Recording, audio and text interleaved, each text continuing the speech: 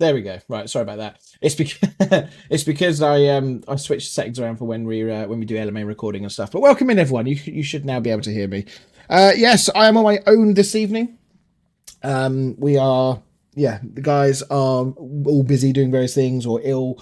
So yeah, just me this evening, which is good news because that means when this inevitably goes wrong, or if it goes wrong, I should say, it means I don't have somebody sat next to me for 90 minutes plus ripping the piss out of me. So yes, West Ham. What can we say? We'll go through a few bits. We've got about 20 minutes or so until kickoff. We've got the teams to run through. We obviously got to talk about Nuno as well, about him in his 2 days into his new job. So we've got lots to go through tonight. So yeah, welcome in everyone who's watching now. Hopefully we'll have more filtering through as we get nearer to kickoff. Let's have a quick look then, shall we, at the two teams. We'll start with West Ham, even though they're the away side, because I clicked the wrong button. Yes, I actually, do you know what, hilariously, I picked this team, apart from, I think, one, maybe two subs. I had this team down at 4 o'clock this afternoon when I made this overlay. I picked this up early doors. Actually, that's not 100% true, is it? Because Wan-Bissaka is not in the team twice. Kyle Walker-Peters is actually at right back. So let me just quickly go into there and sort that out. So yeah, Wan-Bissaka is not in the side. I don't believe I think he had a stomach bug of some description. So he is not in the team tonight.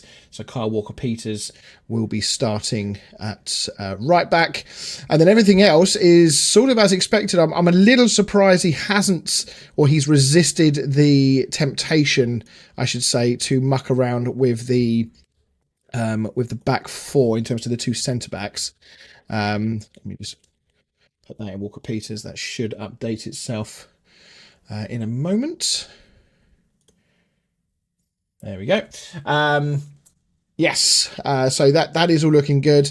The bench as well. Actually, I've just realised, no, it's more wrong than I thought, because the bench, the big news tonight, if you're a West Ham fan, it's pretty good news, is that we have no James Ward-Prowse. No James Ward-Prowse in the squad at all tonight. Sort of expected and unexpected at the same time, I think, because of Nuno's time with James Ward-Prowse when he was at Forest last season. He played one game, I believe, got sent off, and then never played again, and was recalled by West Ham in January once Graham Potter took over. At the time, it seemed like actually a good move to bring him back, because he was actually pretty reasonable for us initially, and there was a lot of discontent among West Ham players and fans that Lopetegui got rid of him so quickly at the start of last season. So yes, that is the starting lineup. Very pleased to see Magassa in the starting lineup as a result of Ward-Prowse not being there. I might have been tempted to go Freddie Potts, but hopefully we'll see a bit more of one of the two of our youngsters. Good to see Callum Marsh on the bench as well. He's been doing very, very well for our development team or our under 21 team. Right, let's have a look at the home side then. I copied basically what was their team when they played. Who did they play last time? Was it Liverpool? I can't remember if it was Liverpool the last game or not, but basically I put in the exact same team, both from start to finish, and I was absolutely correct in what I had down. So David Moyes, who, as I remember from his time at West Ham, is completely and utterly, I'm just going to capitalise Pickford's name, is completely and utterly predictable. He hasn't changed a bit, has he? He has picked the exact same lineup. But that being said, Everton are in good nick, so if it ain't broke, don't fix it. But David Moyes historically has never been one to actually tinker with his team too much. But he's got some good players in there. I like Dewsbury Hall and Jai, Grealish. That's a good midfield. And Beto could cause us problems. In the this season so far, West Ham have not done very well with physical strikers, and Beto is just that. He may not be the world's best finisher, but I suspect Beto could cause us some problems tonight. So yeah, lots of things on the line tonight. The David Moyes derby, as I'm sure most people will probably be referring this as, and there's lots to go through before we start this game. So let's start, shall we, by talking about Graham Potter. Let's talk about Graham Potter's time coming to an end and the timing of it, which I thought was I'm going to say rather unfair, but at the same time, it was warranted, right? I mean, let's be honest. I don't think there is a person in the world that actually believes that West Ham should not have sacked Graham Potter. That being said, there is a large portion of people that I think would agree with me in that the timing of it was very suspect. To allow him to do all of those press conferences on Friday, talk about how he's got the backing of the fans, etc., and then bin him off on the Saturday morning. Yeah, I find it very, very strange why he did that. So yeah, it is what it is. Graham Potter has gone. We've obviously got Nuno in. Do I think Nuno is the right choice?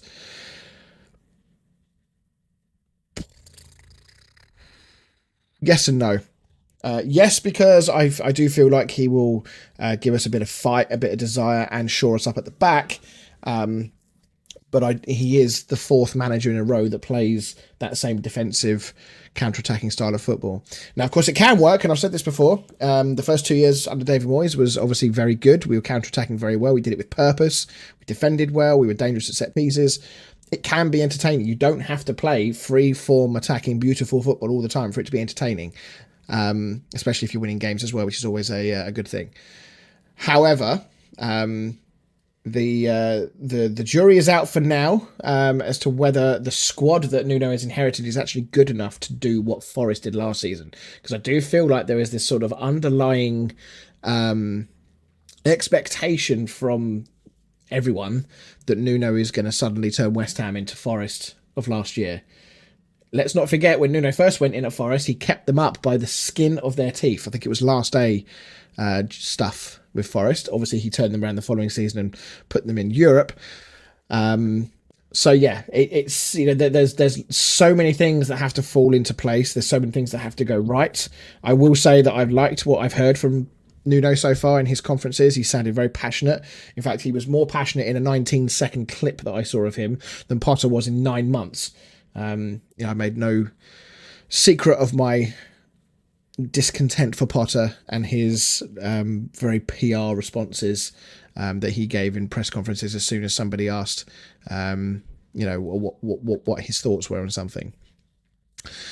So yes, we're in a weird spot. West Ham, obviously, tonight is a very big game. Let's have a quick look at the table, shall we? Let me just put that more into the middle there.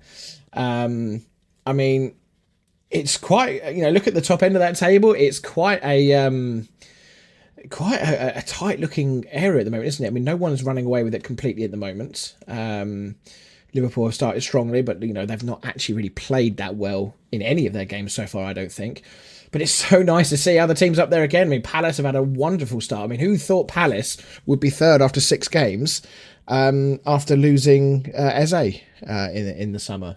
I think we all, a little bit like what happened after they lost Elise. They seem to be coping very, very well without one of their big name players. They've still managed to keep Mark Gay. Mateta's still there. Ismail Assar's been very good.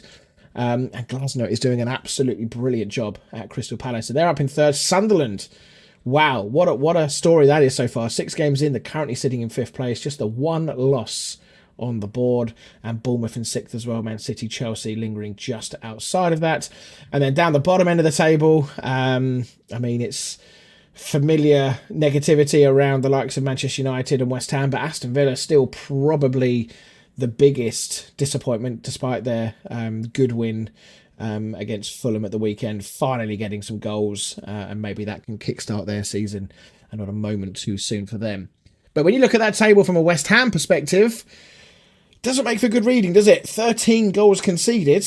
When you average it out over games, despite the fact that Wolves and Burnley have now also conceded 13, we've played 1 game less, so we are still a worse defence as things stand, unless we keep a clean sheet tonight.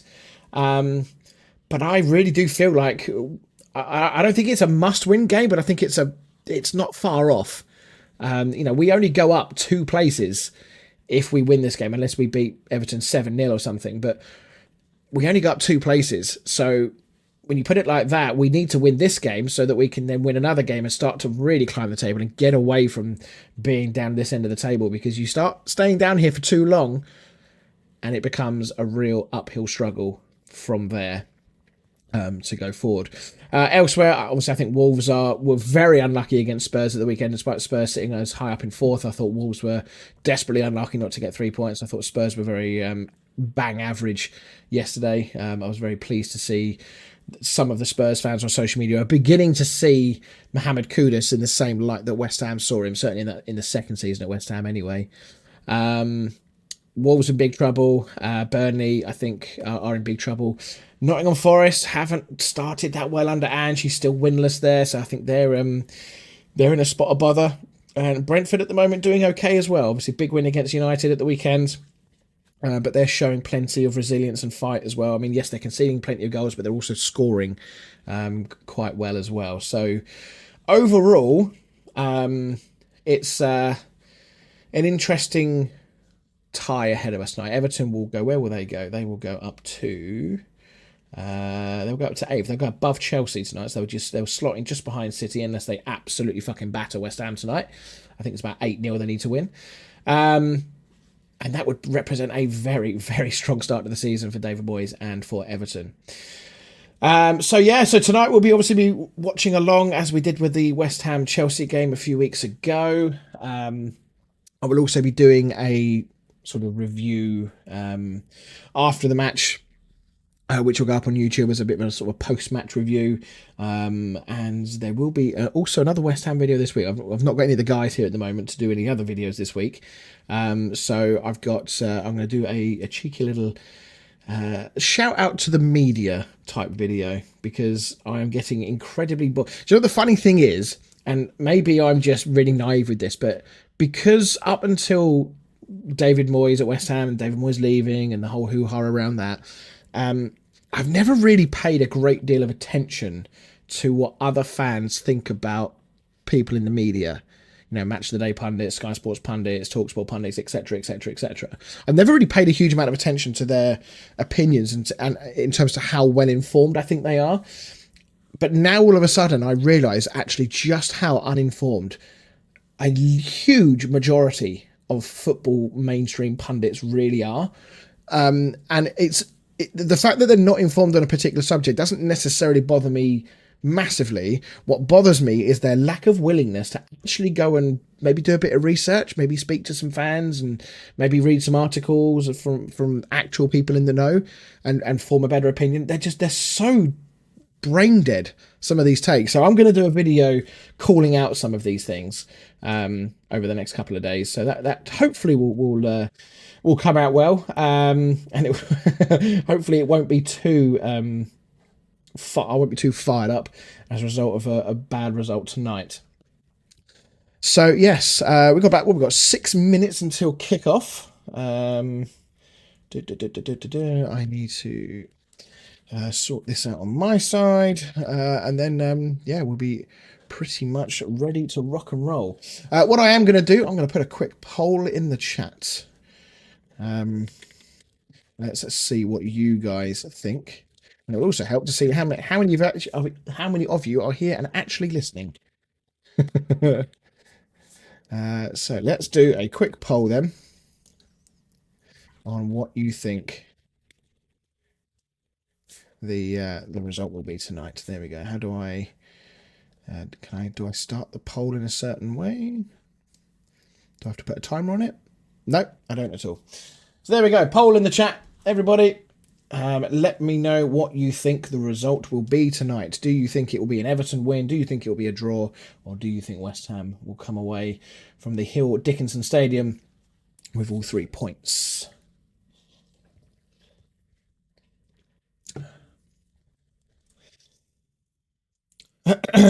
Right, elsewhere then. We've got 5 minutes until kickoff. Elsewhere, obviously, yet again, another big story from the weekend is that Brentford United game. It's such a weird one, isn't it? Because if that penalty goes in from Bruno, I think Man United probably go on and win that game. And obviously, the third goal is a bit of a rocket. It's not really. I've heard. I mean, I saw one or two reactions suggesting that Bayindir should have done better, but I mean, he did catch it really sweet. I think it's a little, even though it is central in the goal, I think it's quite harsh to criticise Bayindir for that. Don't know. Maybe I'm wrong. Maybe United fans and other fans will think differently.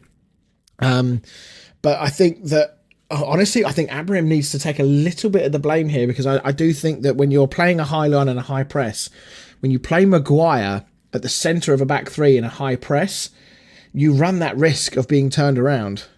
Um, so yeah, I don't know. I think there's an element of tactical. There was a tactical issue with that lineup. I'm definitely wrong. But you do think Bayindir was at fault and should have done better. Would I be correct in saying that then, Keys?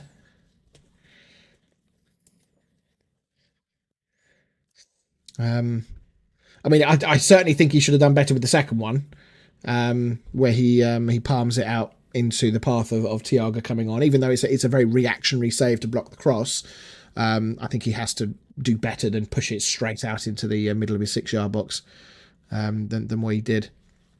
I wonder what the obviously the problem with United is in the goalkeepers department is that for every mistake by India makes and for every mistake that Onana has made in the past, it's putting more and more pressure on that new lad that's come in.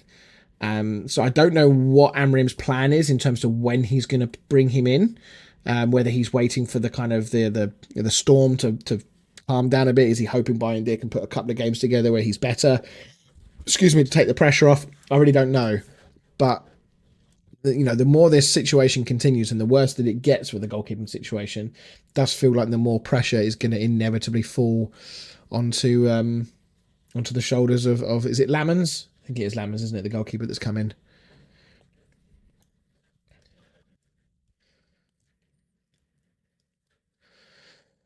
Bum, bum, bum, bum.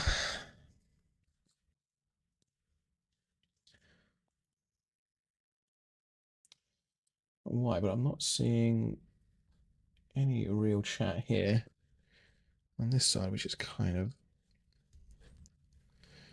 of strange.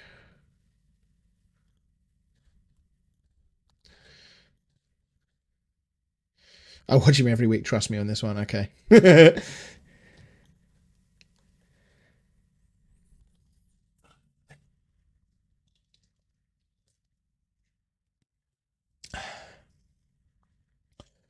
Da, da, da, da, da.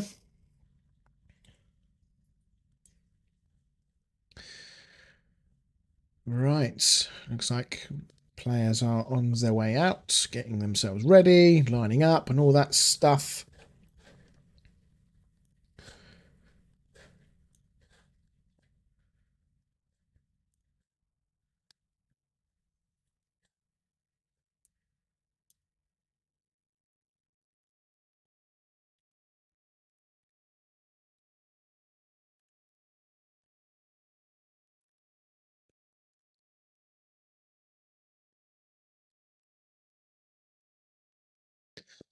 Bum, bum, bum, bum.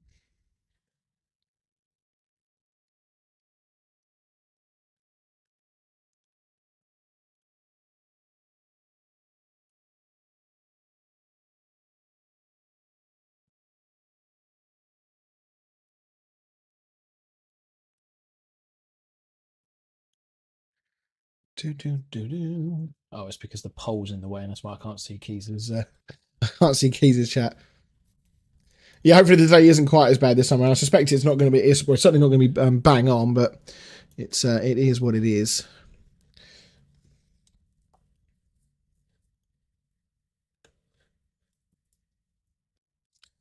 Do, do, do, do.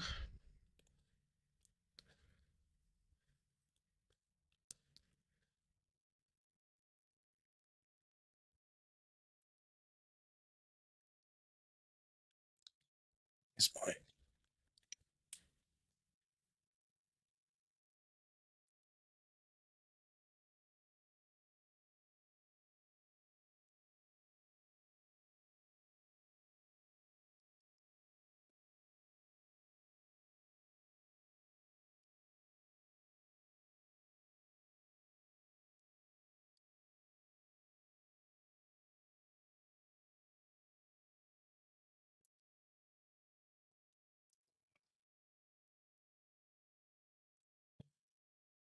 right.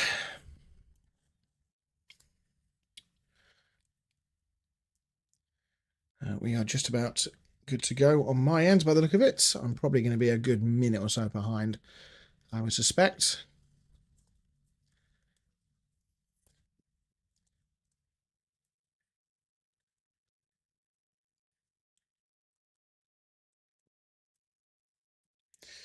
And we're off. So we'll be looking slightly to my left here with the game. Let's see what is going on tonight.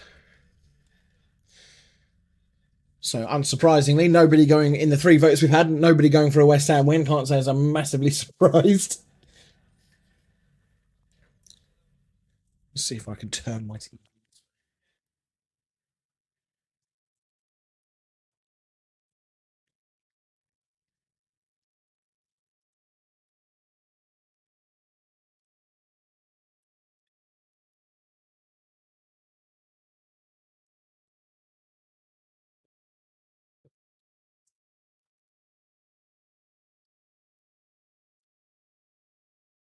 There we go. Turn the TV around nicely.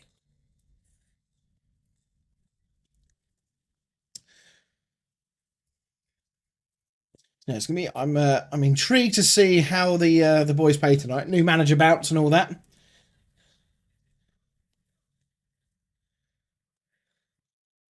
Hello from a Scottish Chelsea fan. Well, I mean, as towards the last time I had a Chelsea fan with me, it didn't go very well. We got battered 5-1 at the London Stadium. So I'm looking forward to hopefully a better evening than that. And if at the very least it does end up like that, I can just ignore you guys and turn the stream off and go to bed and sob myself to sleep.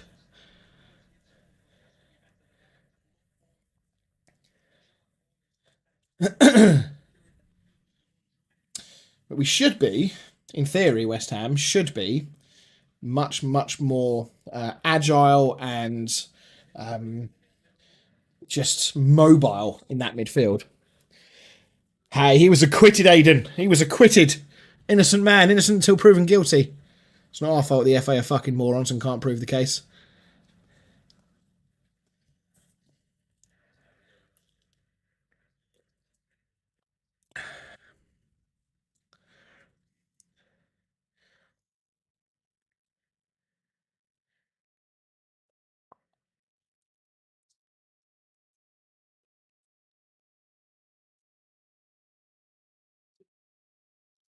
Need to try and keep an eye on Grealish tonight. Grealish, why why does Dressing Gay wear freaking tracksuit bottoms? It's because they wear white shorts and he's obviously wearing white like undershort tracky bottom things. It just looks so weird. It genuinely looks like he's just wearing a pair of like tracksuit bottoms from like Sports Direct or JD. It's so odd to watch him running around a pitch. Yeah, Chelsea have been very hit and miss. It's a shame that Lee wasn't about. Lee was on an early shift tomorrow, so he didn't want to be around tonight because in case it was a late one. But obviously, last week Chelsea's red card so early in the game with Sanchez going off 4 minutes in, and then the substitutions were very questionable, to put it politely. I'm sure Chelsea fans would be far more scathing than I am. And it sounds like he did the same again yesterday, sort of fairly in control of the game. I think you were 1-0 up at the time, I believe. Chalobah goes off, and then the subs again, very questionable, and it sort of crumbled from there. So I think that Maresca needs to be a little careful with his subs and stuff. He's going to have to get a grip on this because, you know, top managers can change the game and affect the game with substitutions and tactical decisions and tactical changes. And if Maresca can't get that right in those sorts of pressure situations, it's going to it'll be worrying for Chelsea fans, and you know he'll be concerned about it as well. And the players may start to lose a little bit of belief as well as the fans. Yeah, the panic mode is a word or a phrase I've seen a lot of people use, Lee included. So it will. Yeah, they need a response. They need 3 points. They need a good, comfortable win to settle their nerves down a little bit, I think.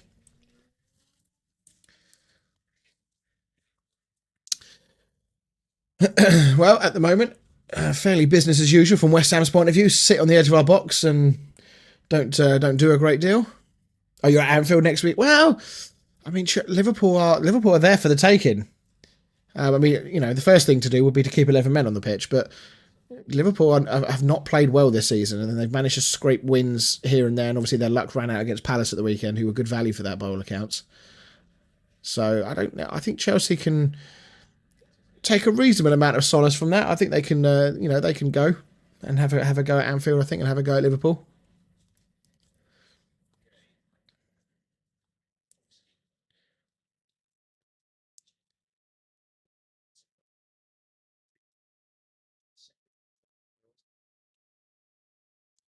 Yeah, well, as I say, we've been playing for 5.5 minutes, and we have so far been completely and utterly camped behind the ball.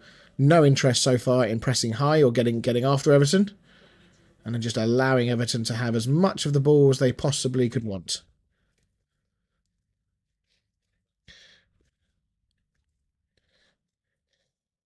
Just keep in mind what I said at the start about Nuno, that I wasn't 1,000% sure that the style of football he's going to bring in is going to be any different than what we've had to endure under the last three managers. More to come on that in post-match recordings and future videos. So let's see what happens. What are the crowd? Oh, it's the Bradley Lowry tribute thing, isn't it? That's why they're all the home fans are clapping. I'm sure the away fans are as well.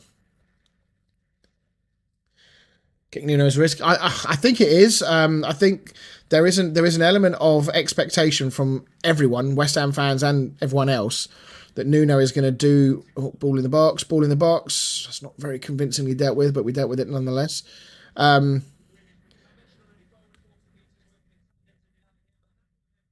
on in. Let's have a little bit of a break, shall we?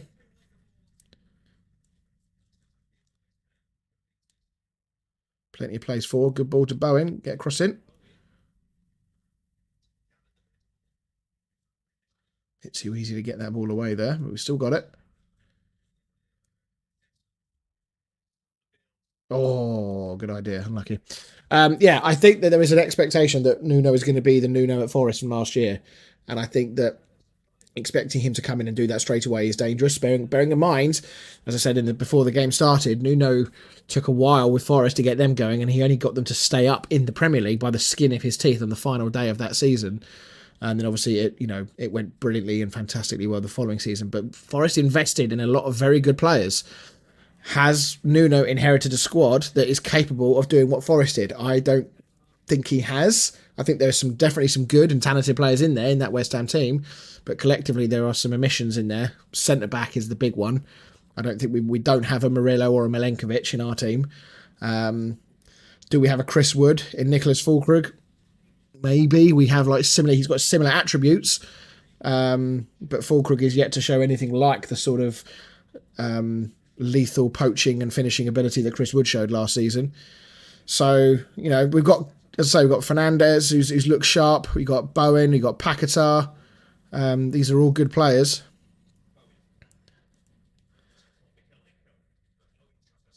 Go on, Bowen. I don't think Mikalenko is that fast, so I think Bowen could have a lot of joy against Mikalenko tonight. It's good to see that when we have got the ball, we are keeping it quite well. We're playing some neat and tidy football there. Go on, Paquetá. Oh, good shot.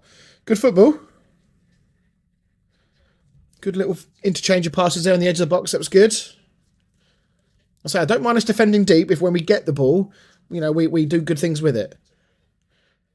So let's see if we can continue this positive last couple of minutes. Oh, good idea.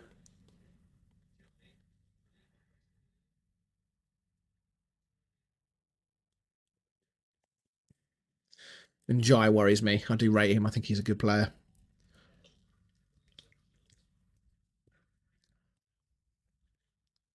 Well, we've had 7 votes so far. 86% Everton win, 14% draw, 0% West Ham win. Well, I'm not surprised. I don't think there's anything. I don't think there's anything to suggest outside of a new manager bounce that those predictions are wrong, and that not predicting a West Ham win is the wrong call.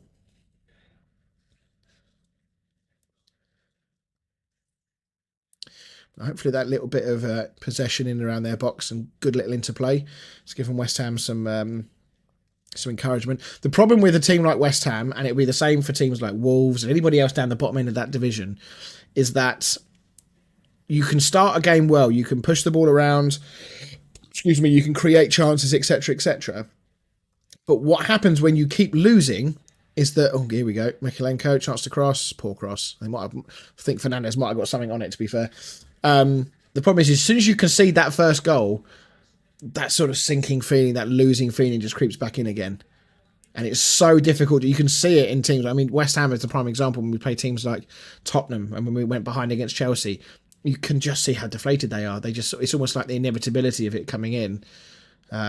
This worries me, long throws, because our physicality and ability in the air, despite our height, is shit. You know, look at the stat of how many corners and whatnot have we conceded.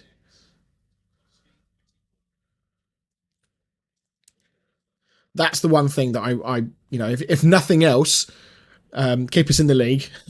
Sounds ridiculous to be saying after 5 games of the season, but I need to see an improvement defensively. We have to shore up this defence and actually sort ourselves out from corners and set pieces. We have to become more difficult to beat.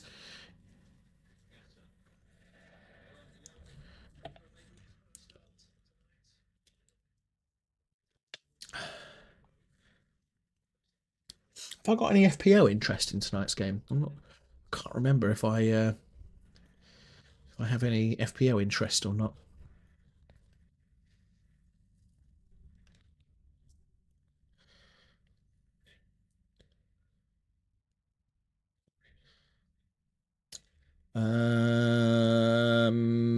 No. No, my team or my points for the week is set. What about in the draft? Why does it always sign me out of either the draft or the main FPL? It's really irritating. Just leave me signed in. 18 points for this week in the draft. Fucking hell. Please tell me I've got someone playing tonight. Oh, I've got Njai playing now. Ahmad didn't play, I don't think, did he? Oh, no, he did. Did he? Wait, and where are we looking? No, he didn't play. So he'll come out. Murillo didn't play. He'll come out. So I'll get 4 more points to get thrown in there. Oh, go on. Who's that? Some of you love that. Fulkrug! Pull the trigger! Ah! I was distracted by FPL.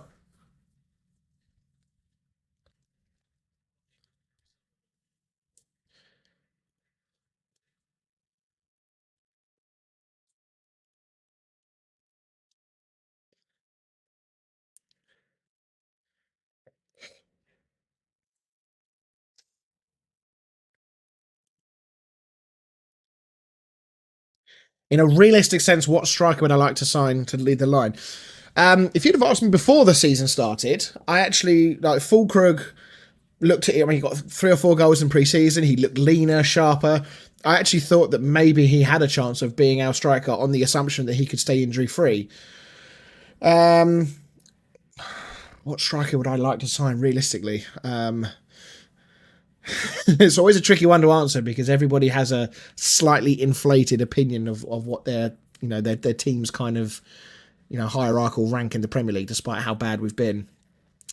Who could we have realistically signed? If John Duran wasn't so much of a prick and a disruptive influence, I would have liked to have seen him come to West Ham.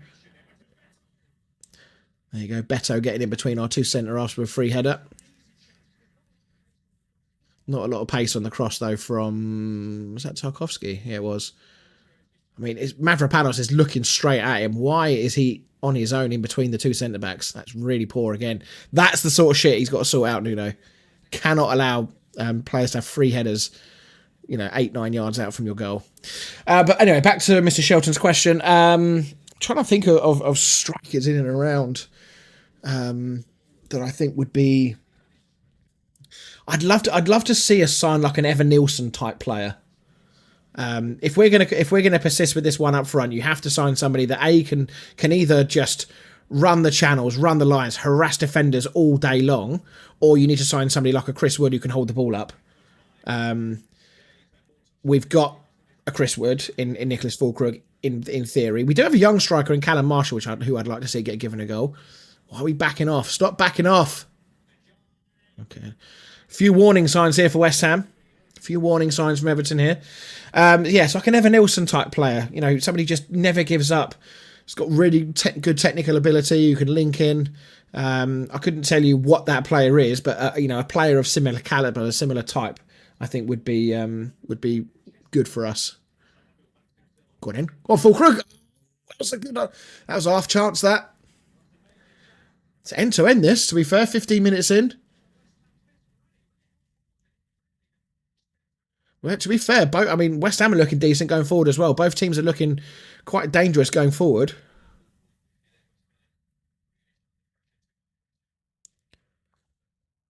So yeah, that would be my answer. An Evan Nilsson type striker, I think.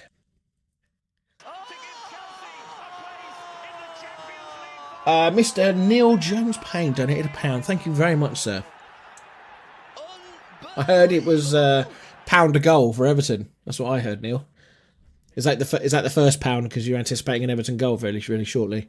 My stream will be delayed, of course. I'm not watching this off a satellite. I'm watching this off a stream, so I'm probably a minute or so at least behind what's actually happening. Yeah, Everton getting behind our fullbacks quite a lot as well, which is worrying. They look good going forward. To be fair, Everton, they've got some good players. Yeah, Walter Marder, I wasn't sure about him. I obviously saw bits of him in the Euros, the under-21 Euros. Looked really sharp. I thought he played well against Arsenal. I was desperately disappointed that Newcastle couldn't hold on for at least a point in that game. I do think Arsenal were the better team across the 90, but I just don't like Arsenal, so to see them lose or draw would have been nice. But fair play to them for getting over the line. I thought the Arsenal were quite poor in the game from a gamesmanship point of view. I thought there was a lot of play acting, a lot of diving, a lot of crowding the referee, a lot of, the dark arts, if you like. I do also think that fucking 1-0 Everton. It's not a cross. It's not a. I've just realised I haven't got the. Sorry, wrong button. It's not a. It's not a cross. It's not a set piece. But it is a goal. For Michael Keane, of all people.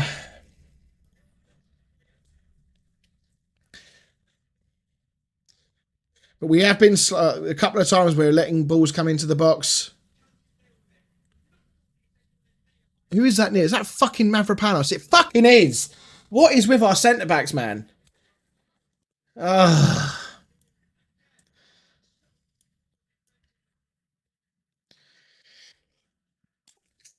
Well, as I said, I'm very happy that no one else is here watching this with me. But no, to Mr. Shelton, to your point, I think that Voltemada looks good. And I also think that when Visser comes back, I think he's going to be a big, big player for you.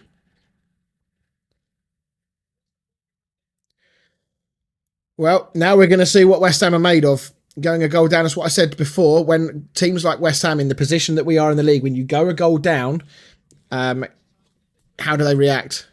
Do they go into a shell like we've done on several occasions this season? Or can we actually respond? The next 10 minutes are crucial for West Ham. Next 10 minutes are absolutely crucial. If we can push them back a little bit and get on the ball and just calm the crowd down a little bit, then I think we'll we've got a chance. But Mavropanos is nowhere near. That is awful. And that's what I said, did I not say that earlier? I said, what squad is Nuno inheriting? I said, our two centre-backs are not good enough. We don't have an Ogbonna and a Dawson like David Moyes did when he was here.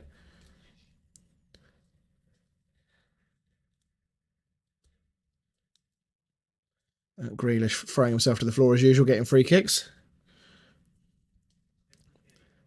There was genuinely no one better in the league at winning free kicks than Grealish, is there? All he does is waits for contact, backs himself in, and then throws himself to the floor, and he gets a free kick every single time.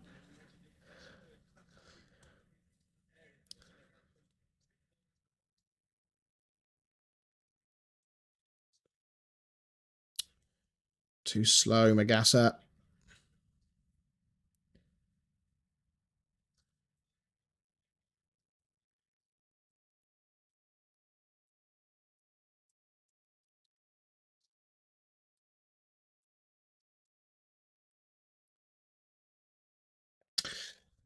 Oh, it's a familiar sinking feeling, isn't it? That's an Everton throw as well.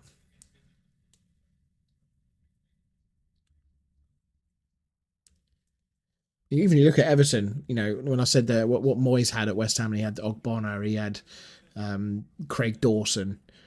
To a degree, yes, a deal, although he was never great consistently. He had a few good games for us, but he was never good consistently. Just old school defenders, who will put their bodies on the line, get themselves in the way of a cross, stick their head on the ball. Both of our defenders in Kilman and Mavropanos are not good enough to do that. And you look at Everton's two defenders in Tarkowski and Keane, and it's night and day. It's absolutely night and day in terms of the ability to do that for their team.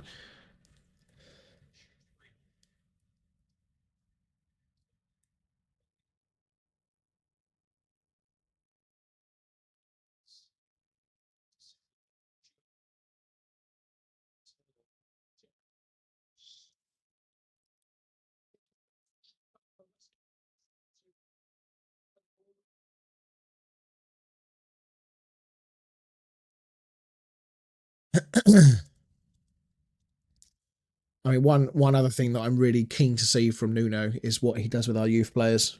He's got 3 of them on the bench tonight, which is the most I've seen on the bench for West Ham all season, I think. How many of them does he use, if any?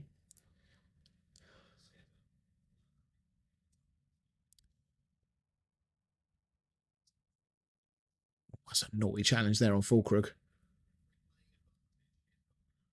That could be a yellow card for, I think that was that Tarkowski or was that Keane?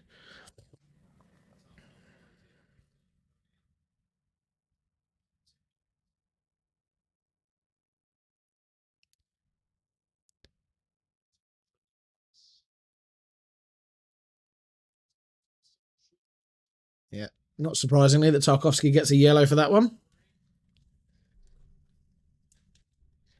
Can I stick a... I don't know if it's going to allow me to do a... I think I tried this before to put in like a little cheeky yellow one of these, but it comes up with a weird thing on the stream. Yeah, it just doesn't. It just doesn't show it.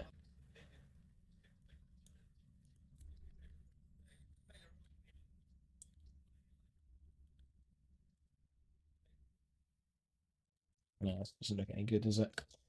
That's a shame. Anyway, Tarkovsky into the book.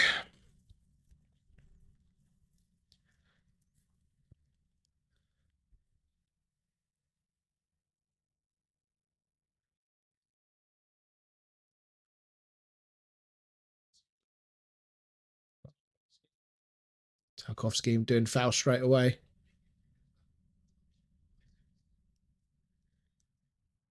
I'd like to think so, Mr. Shelton. I do think that there's a lot of talent in our young players.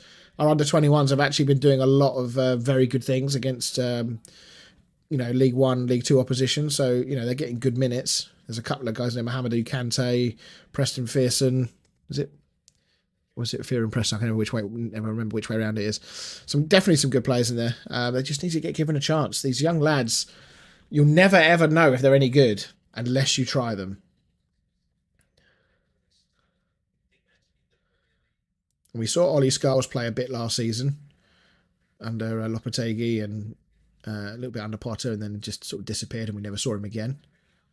Go on in, Truth, get in. Oh, unlucky. We're still trying to push the ball around at least.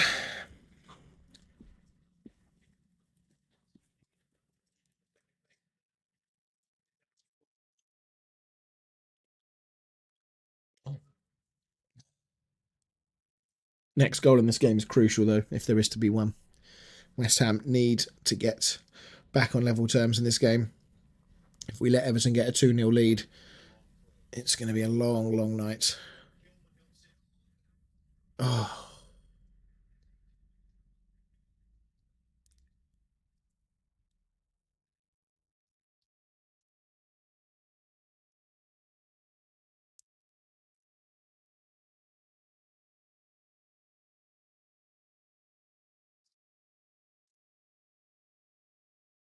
That's a yellow card for Magasser, I suspect.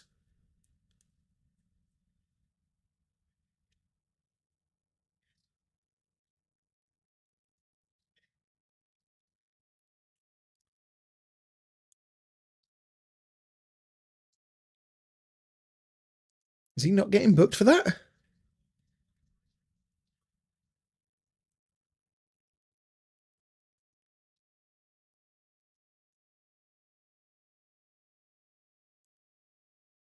Gets a little bit of the ball in fairness, but if the referee thinks that's a foul, I am absolutely astounded. He's not given a yellow card there. Tarkovsky's fuming.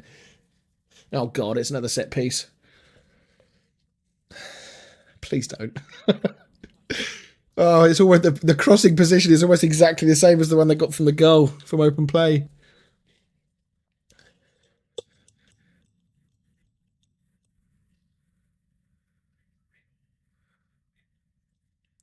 Fuck me, we cleared it.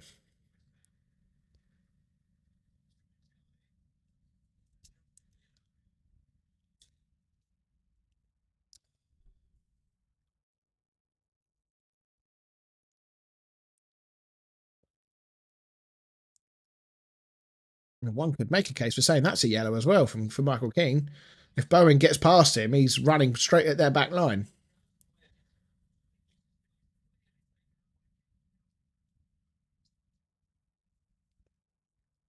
I don't know why I've got my headphones on, to be honest. I don't need them on at all.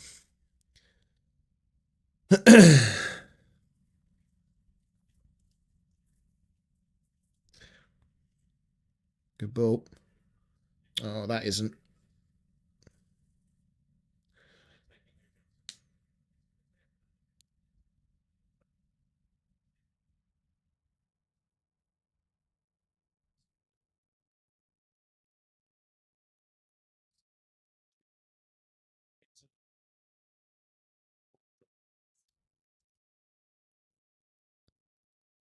To look after that ball better, Mr. Fulkrug.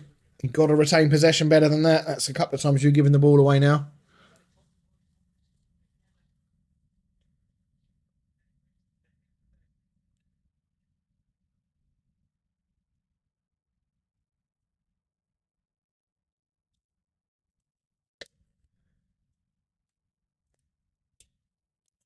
We've at least taken the sting out of Everton in the last 10 minutes since the goal. We've had a lot of possession, which helps us get hopefully a little bit of confidence back in ourselves to try and get back in this game. William Magassa, good tackle. Oh, Fulkrug, come on! Get that fucking ball under control, man.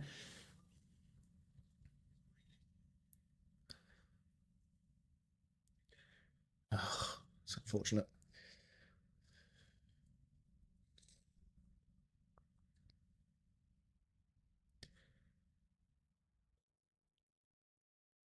No fucking way. No way is that a foul. Really?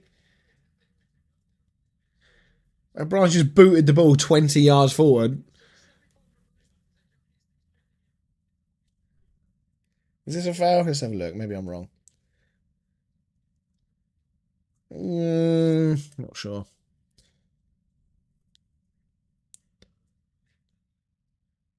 So it's every time we give away a free kick or a corner in any kind of decent position to get the ball in the box, it just fills me with dread. Half an hour in. Do not let Everton score a second. I'm gonna if we concede another one from a set piece tonight from a corner, I'm gonna go the full Mark Goldbridge.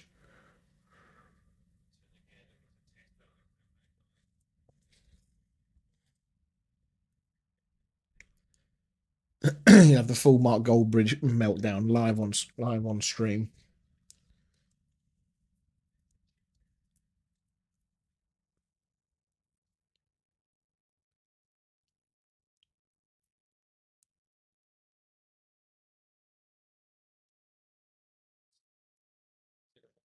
Kind of weird seeing Everton playing at this stadium, to be honest. He gets so used to seeing Everton at Goodison Park for so many years. Seeing them at this new stadium, which looks really nice, is it's kind of weird. Not sure if I like it. What a difference, though! What happens when you go from a football stadium to a football stadium, not to a fucking athletics track, an athletics stadium like we did.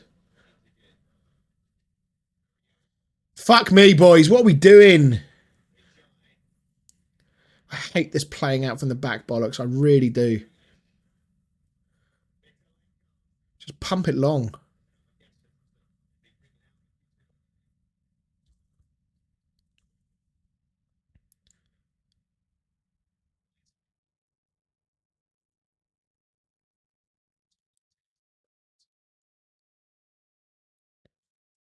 There's a few times we've been really careless in possession. Fulkrug has not had a good start to this game either. He really needs to get hold of this ball when it comes up to him. He has to use his physicality and size and strength a lot better than he is currently doing. Go on, Crescencio. I think Jai's done well.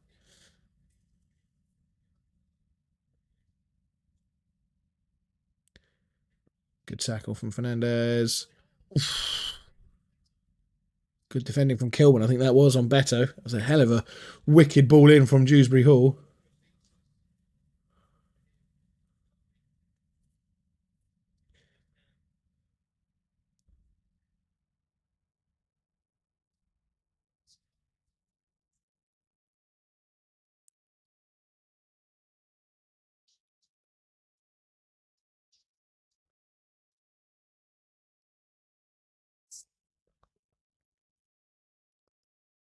Game has just got a bit scrappy last 5 or 10 minutes.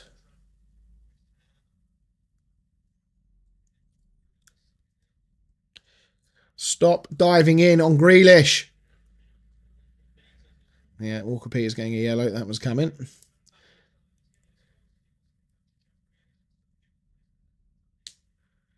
Just stand up there. Like, he's literally going nowhere. There was no need to try and fly in like that and win the ball. He's too clever. Grealish is just going to step across you, wait for the contact, and throw himself to the ground. It is in like as an opponent, it is insanely frustrating to watch Grealish do what he does. But I'm sure Everton fans love him for it. And the amount of free kicks he wins for his team is insane.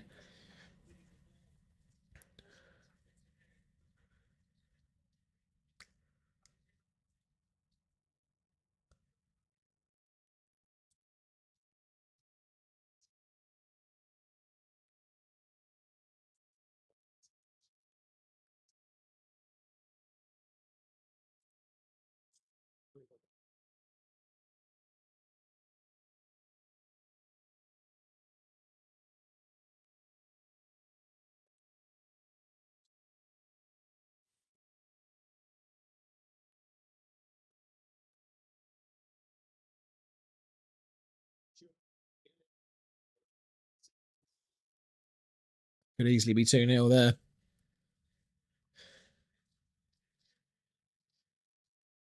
I think he should probably hit the target there, to be fair, Dewsbury Hall, I think. I think Walker Peters sort of half slips trying to get there. But yeah, I think Dewsbury Hall should hit the target, really. That could and should maybe be 2-0.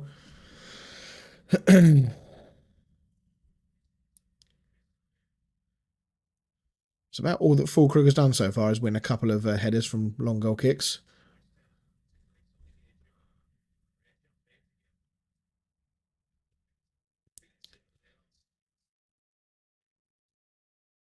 16 games unbeaten Everton when they score first.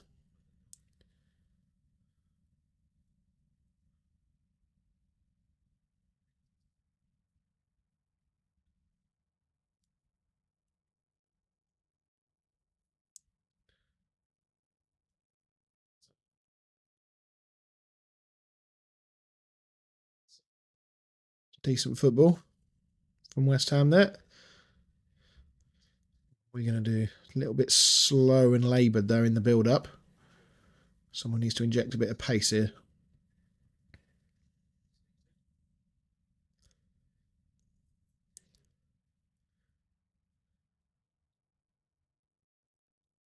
Go on, Somerville.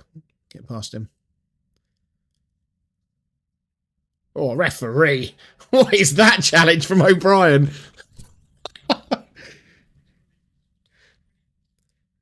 That has to be a yellow card, surely.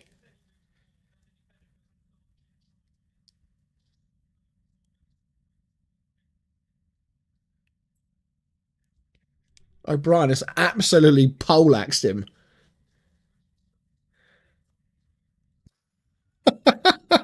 Jesus. Please tell me he got booked for that.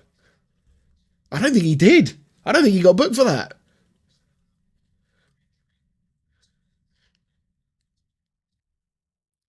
Right, well, this is a good opportunity.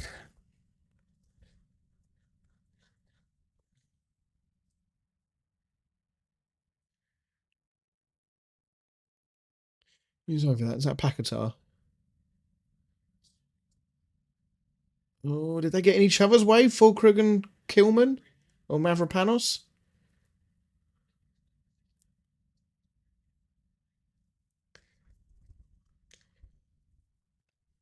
Whatever it was, but it wasn't even a save for Pickford to make. Has he had a save to make in this half yet? I'm not sure he has. Magassa's looks okay. He's looked fairly neat and tidy. A couple of times he's been a bit slow to release the ball and got caught, but he's looked okay otherwise.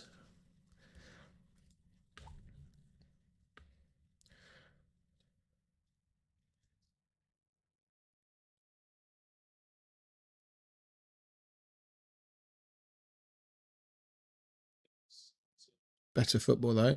Go on, Bowen. It's almost that double deflection again out for a goal kick. We've got a throw.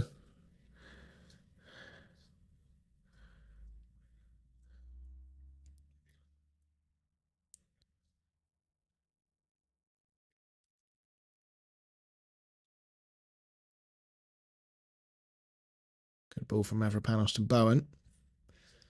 Walker Peters is high.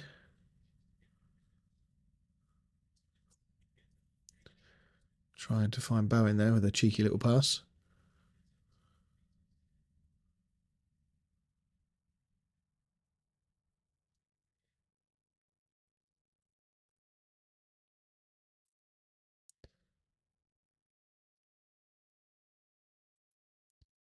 Just forcing it a bit there.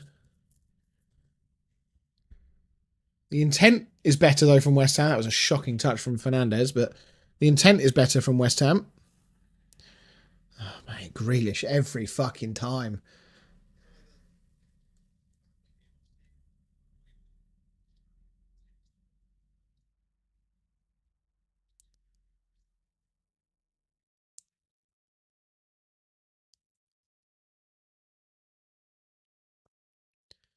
So frustrating, but so good for his team when he wins fouls like that.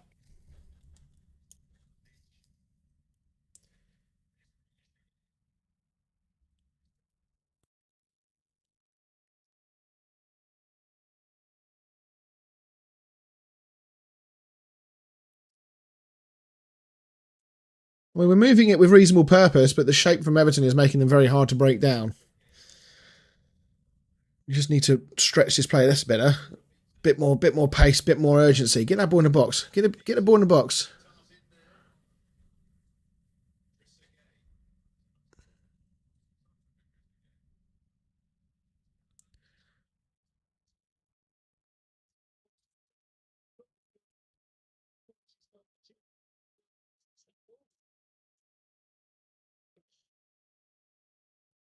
Well, I'm at least happy enough that West Ham have responded pretty well to going behind. We've not crumbled. We've looked to try and play as best we can. It's not been brilliant attacking. I thought we got in behind once or twice, but I don't think Pickford has had a save to make in this first half. So I think Everton will be very happy that despite all the possession that West Ham have had in the middle of the pitch, we've done very little with it.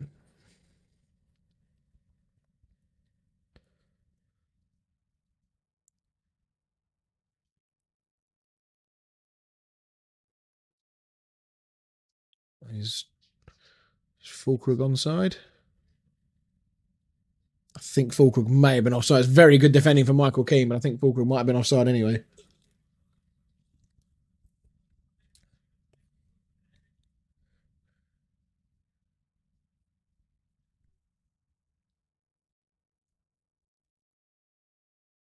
Was he onside or offside? Oh no, he was onside, and he was. Mikalenko just playing him on, I think. Very good defending from Michael Keane.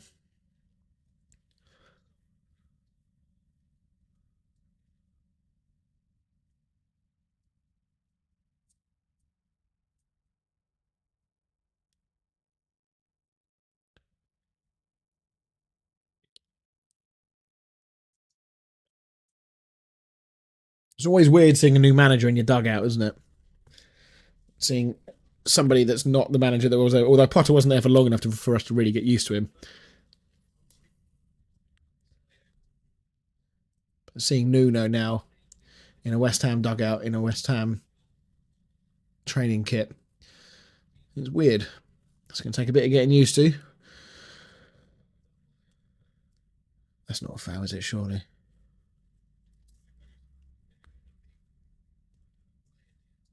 Who's that? Who's that on the floor? Is that Garner?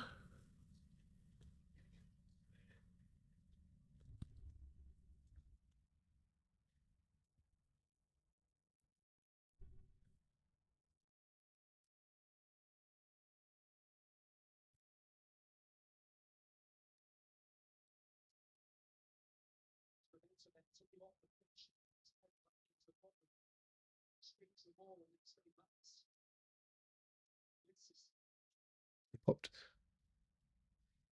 Has he popped his shoulder?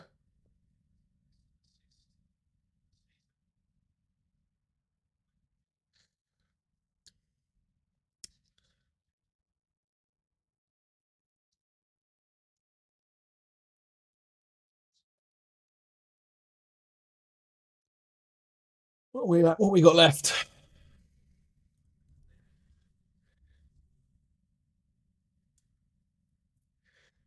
3 minutes or so, or 2 minutes normal time, and then whatever the referee decides to play for stoppage.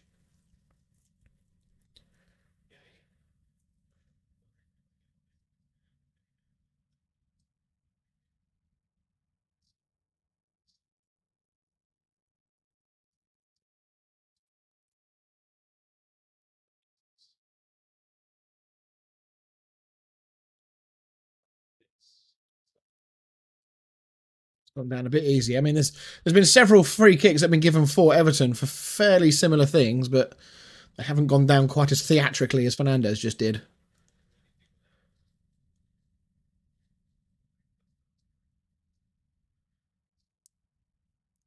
I mean, yeah, Magassa's done well. I like the look of him. He looks decent.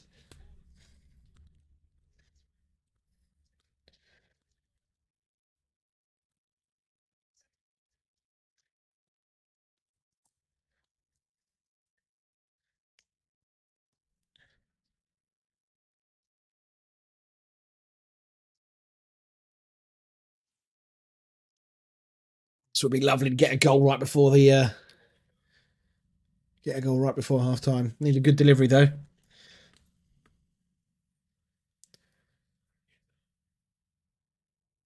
What are we doing? What are we doing? What are we doing? What are we doing? Fucking hell!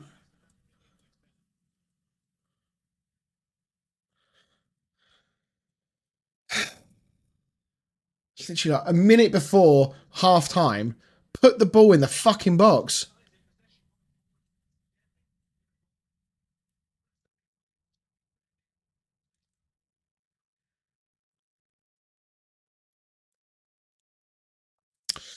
Well, we're still in this game. It's not dead and buried. Just the 1 minute of it on time.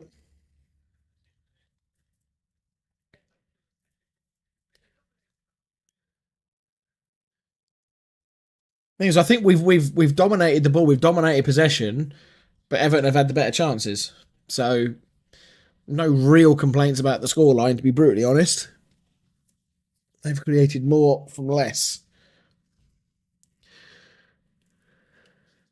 I did see something like Max Kilman said something this week about how we've dominated the majority of the games we've been in, even the Tottenham game.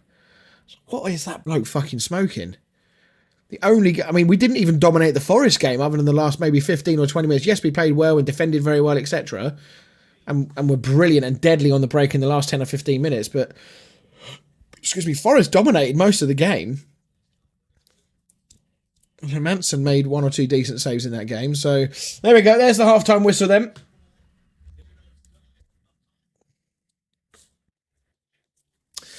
There we go. 1-0 at the break.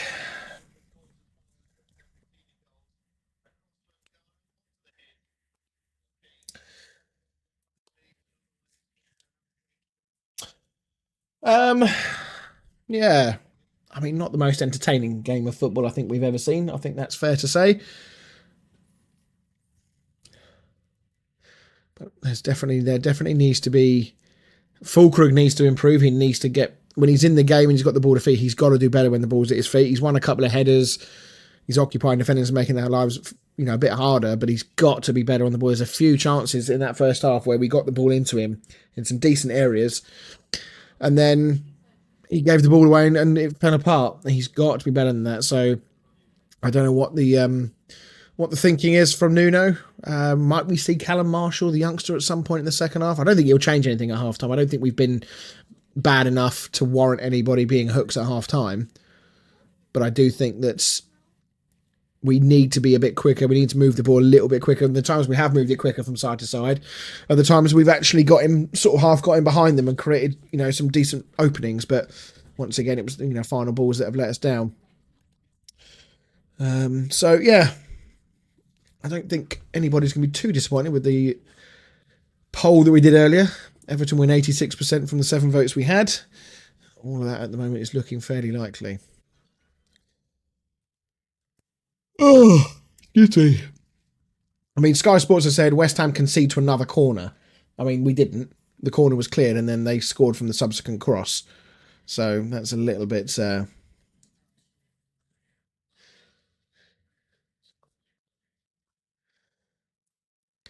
very disingenuous, I should say, from the Sky Sports team there to say that we conceded from the first corner. We didn't. We cleared the corner. Ariola punched it clear. It's just that we didn't then fucking deal with the second cross from open play.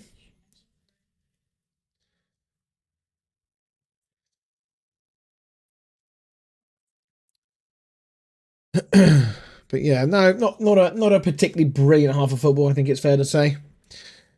Right, what's going on? What else is going on then from the weekend? What should we discuss from the weekend during the halftime break? Shall we talk about?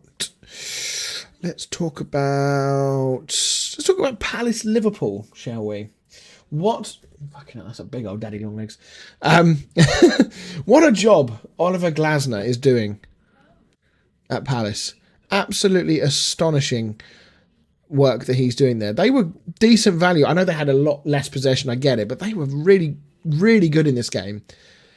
And they continue to just defy all the expectations. Every single time they lose one of their big players, we all think that maybe it's going to start falling apart for them, that they're not going to pick up, and they just seem to find a way. This is what happens when you have a philosophy and a manager who believes in the philosophy, can get his message across to the players and get buy-in from the players, recruit reasonably well, sometimes those big players that you lose, that you can mitigate those losses, and they've been absolutely fantastic. Florian Wirtz, flop of the season so far. What do we think? I know we're only 6 games in. I think he's probably up there for flop of the season so far in terms of new players coming into the league. Chiesa's been chipping in with a couple of goals for Liverpool this year as well. Is he, he's had an injury ravaged last couple of years of his career, to be brutally honest. But that's a few times he scored now this season. So I wonder if maybe he's going to start pushing for a more regular position in the team. But yeah, I think this result for Liverpool has been coming. I think they've not been at it all season. Individually, they've had some good performers. I think Gravenberch has started the season well. I've always liked Szoboszlai. I think he's a really top player. Cody Gakpo, one of those players who will be really good for 3 or 4 games, and then he'll go off the ball a little bit and he'll get rotated out the team, and he's sort of like his fire that's underneath him sort of dies down a bit. Like Mo Salah again. I mean, I didn't watch all of this game. But Mo Salah has also been, for me, quite disappointing this year. And here's the thing, right? And this might be a very unpopular opinion, but even despite his numbers that he pulled last season, I still don't think he was that brilliant last season across the season. He had moments in games where he was unplayable, but like he would be such a passenger for so long. But of course, it's fine to have him in your team if he's going to come alive for 10 or 15 minutes every game and score you a couple of goals and get a couple of assists. So you can justify it. It's fine. But when those goals and assists start to dry up a little bit, it becomes a problem. And I think actually Mo Salah could become a problem for Liverpool this season if he doesn't start producing a little bit more during games, if he's going to continue in the same vein of not really being that involved in games until key moments. So we'll wait and see. Obviously he's such a world-class player. Will he be able to find his form? Of course he can find his form again. So we'll have to wait and see. Well, just watching this goal again here. I'm just watching the defending now. So I'm just watching Mavropanos. He's literally stood right next to Michael Keane at the moment.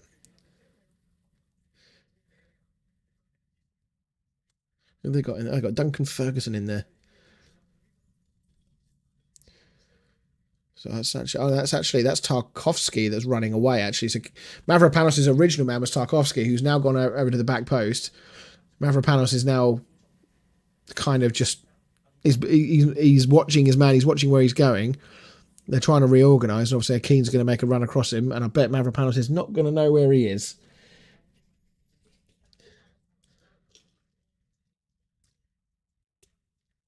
Yeah, has no idea. Absolutely no clue that Michael Keane is coming across him. He either doesn't get a call, he certainly doesn't look. But I mean, as soon as that ball's cleared, look, and die. No pressure, no pressure. Dewsbury Hall. Minimal pressure from Magassa. Garner. Minimal pressure from Somerville. Yeah, no, and then no pressure on the header. So all round, really, really poor again. We may not have conceded from the corner, which Sky Sports kind of alluded to in their little RSS feed here.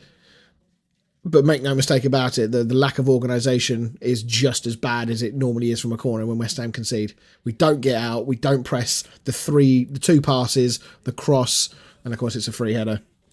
And Keane just uses the pace on the ball to guide it home.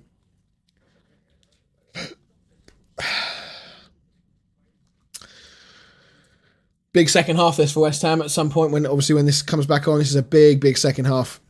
We got Arsenal away next, and even though we've won there for the last 2 years in a row, I would be absolutely stunned if we got anything this time around. So yeah, this is a big 45 minutes for West Ham. If we can somehow turn this round, a point would be something. 3 points would be far better, obviously, but a point would be something. But to lose this game, then lose to Arsenal, and then go into that home game against Brentford in the position with the points we currently have would be not ideal. Put it that way. But anyway, it wasn't all negative in that first half. It wasn't all negative. But we can't be one of these teams that just sits there and says, oh, look how much of the possession we have. Look how much we controlled the game. So if you're not winning the fucking game, though. So it doesn't matter if you've got the ball if you're not doing anything with it.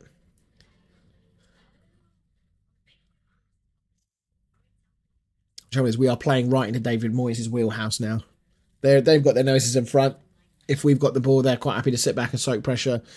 And then maybe one of their wide players, Njai, Grealish, Beto's got a bit of pace in behind. Will they now look to try and catch us on the break? Oh, I do hope not.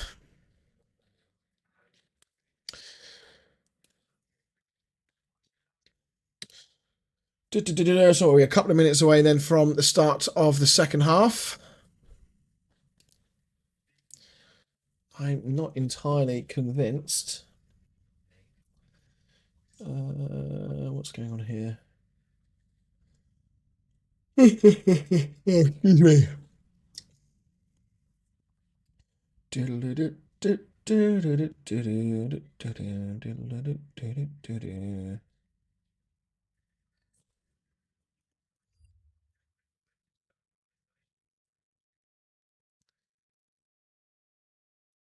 Yeah, I highly doubt we are going to see any subs from either team at half time.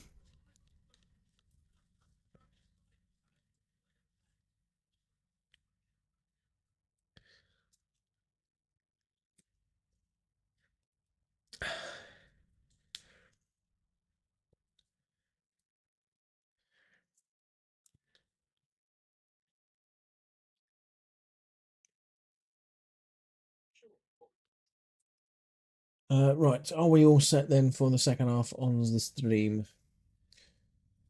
I think we are. If you're watching and you haven't already, make sure to like the stream.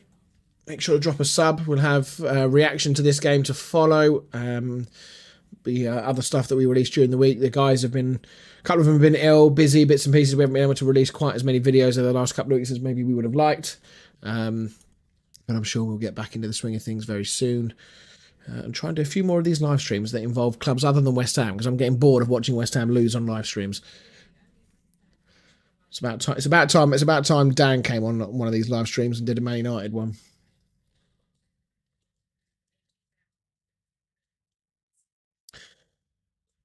I love the positivity, Mr. Shelton. I don't disagree with you.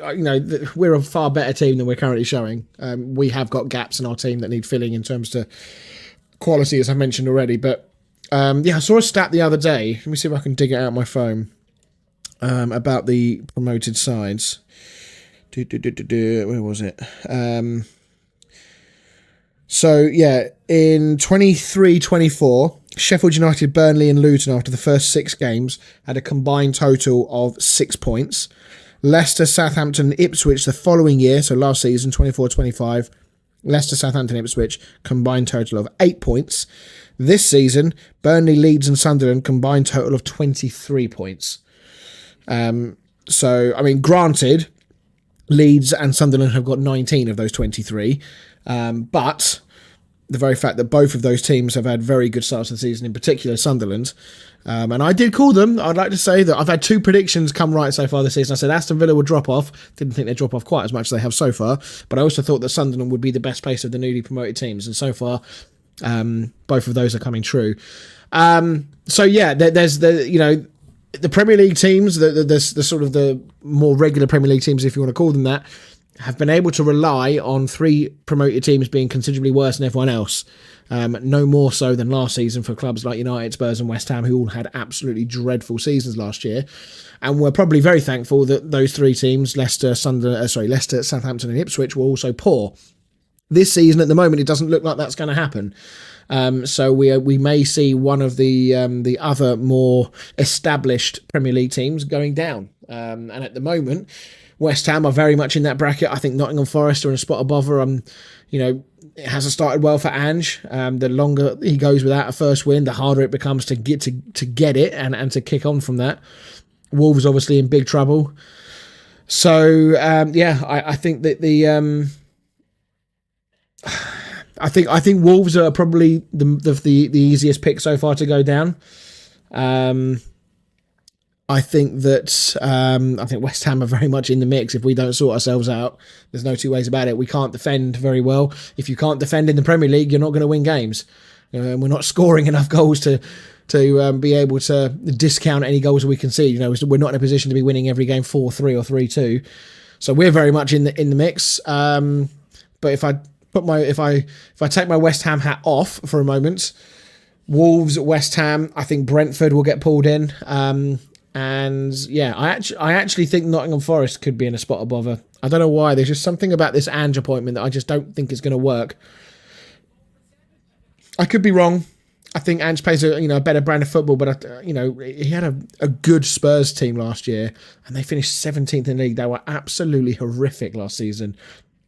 Everyone will say, but they were focusing on Europe for a good chunk of the season. That was not the case. They were focusing on both. for a good chunk of that season. They only probably switched focus to Europe, and that's probably the last third of the season, once they realised that that the season really was fucking done and they weren't even going to get top half or anything like that, then they would have switched focus. But certainly the first half of the year up until the new year, at the very least, they would have been doing everything they could to climb up the league.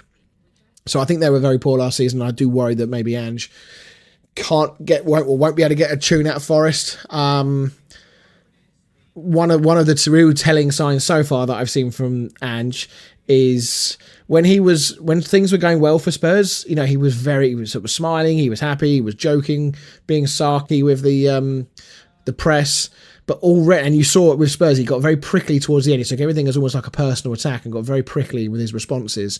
And he's already beginning to do that now with the press at Forest. So, that's not a good sign in my book. Maybe I'm reading too much into it, I don't know, but we'll have to wait and see. But the longer they go without a win, losing at home to Sunderland, it was not a good result. I know Sunderland have been very good at the start of the season, but that's not a good result for them. So, yeah, we'll have to wait and see. Deja vu, we're in that relegation contingent. Yeah, and it's honestly, I'm just so sick and tired, Scratch, of just watching West Ham be very good for one season, maybe two at a push, and then just being absolute dog shit. There's just the lack of consistency that we have shown over my lifetime at West Ham is absolutely astonishing. It really is. And the fact that we are now on I think it's our 10th manager under Brady and Sullivan. And we only had 11 managers in the 100 and something years before that. So it really is very, very concerning, because the second half is about to kick off on my screen here. It's very, very concerning for West Ham, and it pisses me off royally, because we've had a very good team over the last couple of years, in my opinion. Yes, again, there's been some gaps, of course there have. We've not recruited well. We've spent big money on useless players. So, yeah, it would be nice to see just a bit of consistency come back in the team for a bit. Ange does get a trophy in his second season. That championship trophy is looking good, yeah. Does the championship trophy or the playoff trophy count as a second season trophy?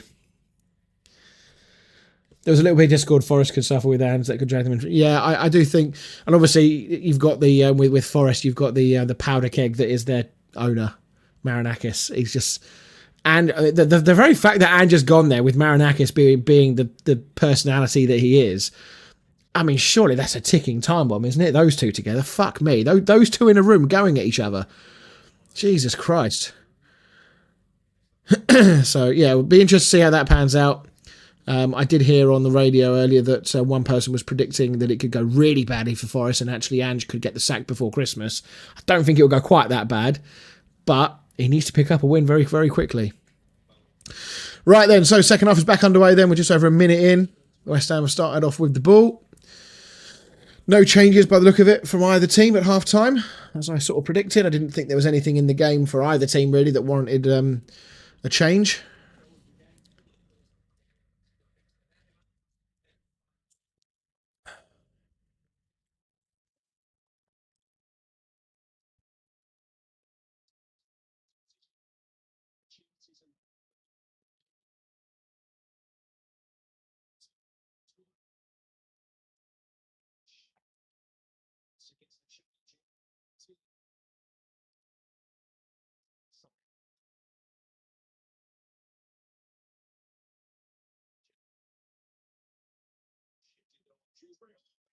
God, Jesus Christ. That was nearly a yellow card from Magassa? I think it was, for that slightly naughty challenge. Yeah, that Forest's squad is a concern in terms of the depth. I mean, they have got a decent squad, actually. I do think they've got some good players that can come off the bench and stuff like that. But the problem is with Forest is that, are they going to be one of those teams where the first 11 is really good and then the second 11 and what they bring in is not necessarily very good? That would be my concern. Speaking of concerns, Everton have a corner.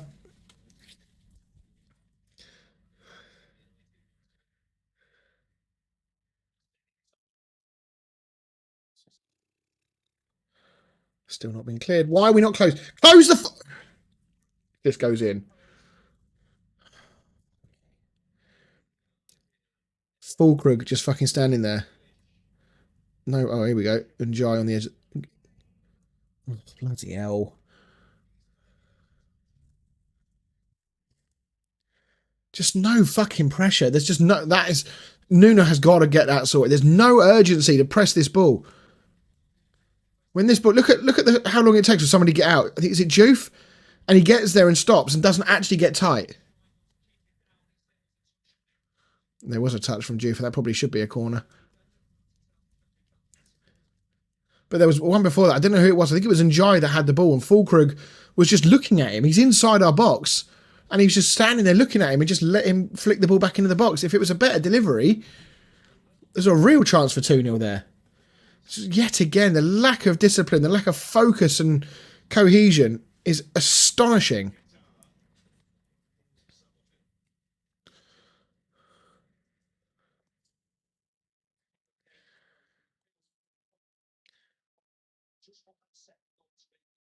Oh, here we go. Better in behind on the right here. He's on his own. Goal kick. Goal kick. I've been watching loads of German football recently, and the games are so open and entertaining. 39? Jesus.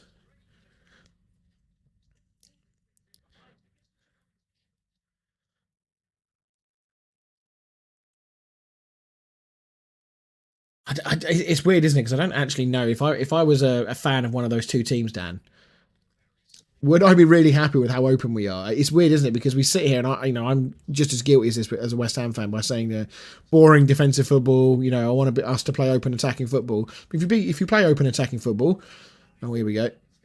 Oh, he just booted it straight out for a corner, as he, or for a throw. It's difficult because, do you want to be open and attacking? Because if you are, you're going to be open to the other team. Do you want to play that Ange ball where you're so open all the time and open and easy to play against at times when you've not got the ball? So, as is always the case with football, multiple ways to skin a cat. And of course, defensive counter-attacking football can be entertaining. I want to reiterate that fact. It's just that if you play defensive football and then do nothing with the ball and show no real effort to go forward, that's when it's fucking boring.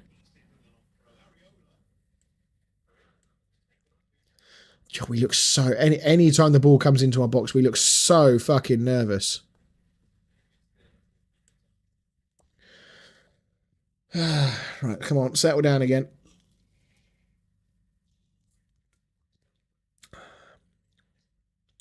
Goals after half-time. Everton have scored 3 in the second half of games this season. Joint first. West Ham have scored, was that 1 I just saw? Or 3? I think there was... Actually, no, we scored 3 in the second half of games. How can we be the joint 19th? That wouldn't be a massive spread, would it? Okay, I don't understand that stat that just came up on screen there. I don't understand that at all.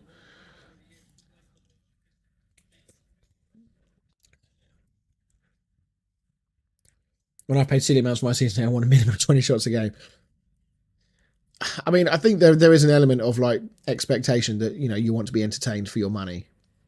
And I think that most football fans in today's world are probably more... I think Magassa's going to get subbed at some point, and maybe Freddie Potts is going to come on for him. I think that there is a reasonable duty of the football that players play to be entertaining. I don't think that's unfair to say. Ultimately, they are there to win games. They're there to get points. But I do think there is a level of responsibility to entertain the fans. And of course, the fans will be entertained by winning games. Of course, they will. But that only goes so far. And I think that for the majority, the fans will be more accepting of losing games if you've gone about it the right way. If you sit back and take it up the arse. There's a big appeal for a penalty here.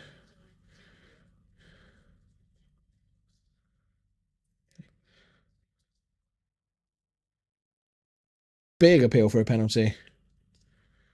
Nothing at the moment. The referee's not stopping the game, so he's not been told by VAR you need to stop the game.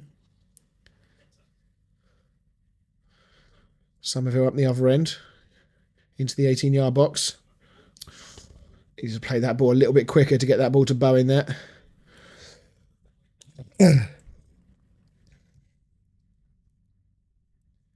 3 points is definitely the most important thing, but I do think that there can be a balance between the way in which you play to get those 3 points and coming up short trying to get 3 points by playing in the right way. It's always a delicate balance, and every fan will have their own opinion as to where they come down on this, as to whether being entertained is more important than getting 3 points, etc.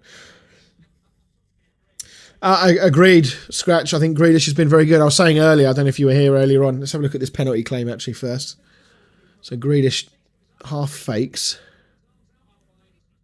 Oh, you can't be given a penalty for that. It's deflected off Areola and onto his arm. There's no way he can be given penalties for that. Are they looking? Are they checking? What are they doing? Can we stop this playing out from the back, bollocks? Because we're no good at it. Got the game on. Yeah. What was I was saying earlier? That Grealish is the sort of player that you absolutely hate to play against, but love him if he's on your team, because he is so good at drawing fouls. The reason he is almost always at the top of the stats for the most player fouled is because I don't think there's anybody better in the Premier League at receiving the ball under pressure and drawing fouls. He is so good at it. And it is infuriating to watch. It really is, because you can see what he's doing and the defending players always fall for it. But you have to say fair play to him. You have to say it's a dark art for sure. Why are you shooting from there, Fernandez?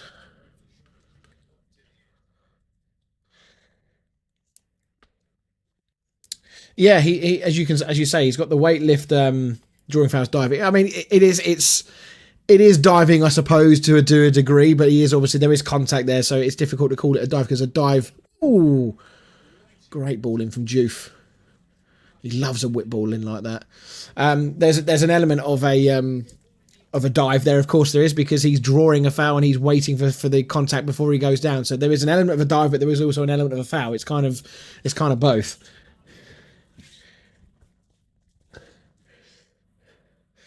Yeah, honestly, I think Grealish for England is, he went through that patch, didn't he, where he was really good for us, but still wasn't really playing that often. I think Freddie Potts is about to come on. My guess is for Magassa, because he's on a yellow. That would be my guess. Oh, spreading the ball well here. A bit of space on the left here for Everton. Grealish, always dangerous in these areas. Dewsbury Hall.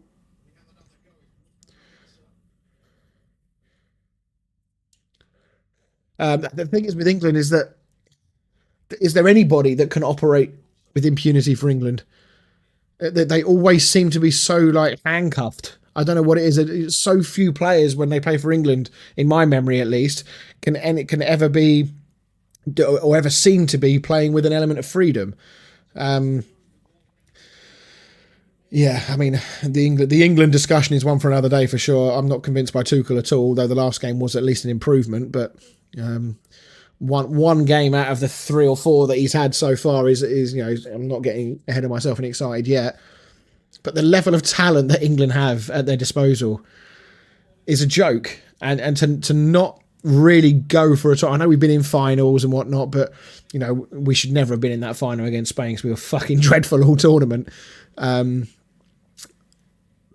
Yeah, we I feel it would be a crying shame if we didn't, get to a final by playing in a much better way, because the ability and the talent is there. And when I watch other teams like Spain play the way they do, I know they got players like Lamine Yamal and whatnot, but we've got game winners in our team. We've got people who can win games. Oh, good save. Good volley from Ghana. Good save from Areola. There's a very definite tactic from Everton with their corners. They are loading it in on the goalkeeper and putting it on top of the goalkeeper every single time. I mean, I would do exactly the same.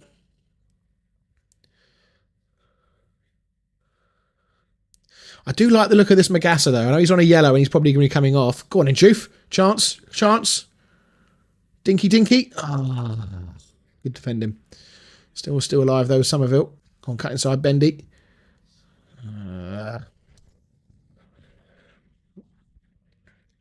Good to see Juve Barrett bombing forward, though. That's what we want to see. I suspect it will be Magassa. Yes, it is. Good to see Freddie Potts coming on the pitch, though.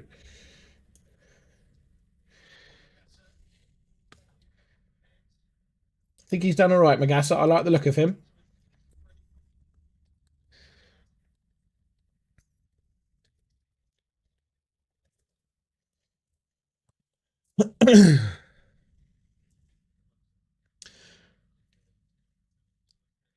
Well, it is nice to see Freddie Potts get on the pitch. I really want to see more of him. I really do. I still can't. I still cannot fathom why Potter played Potts in almost every pre-season game from the start, and then barely played him for a minute in the Premier League. I still cannot get my head around why. I really don't.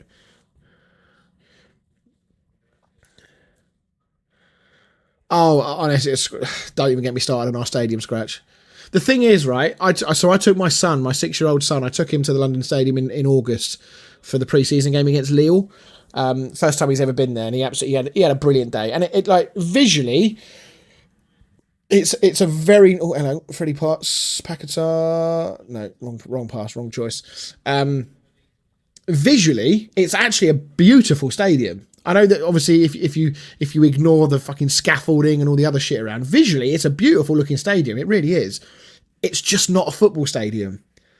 And it's, there's a reason that pundits that go there talk about how it's a weird experience. There's a reason that fans who go there on a regular basis talk about how the match day experience is so poor, from the lack of like what I would call old school food eateries outside. It's all very upmarket and posh with like Brewdog, and I think I've even seen Domino's Pizza there in the past. It's that sort of, I want the fucking greasy burger vans that we used to have at Upton Park. I want those back. I know it's a silly thing. I know it's a little thing, but that was part of what made football amazing, because it just felt like it was like a working class game, eating crap food. I don't want like a gourmet burger for 15 quid.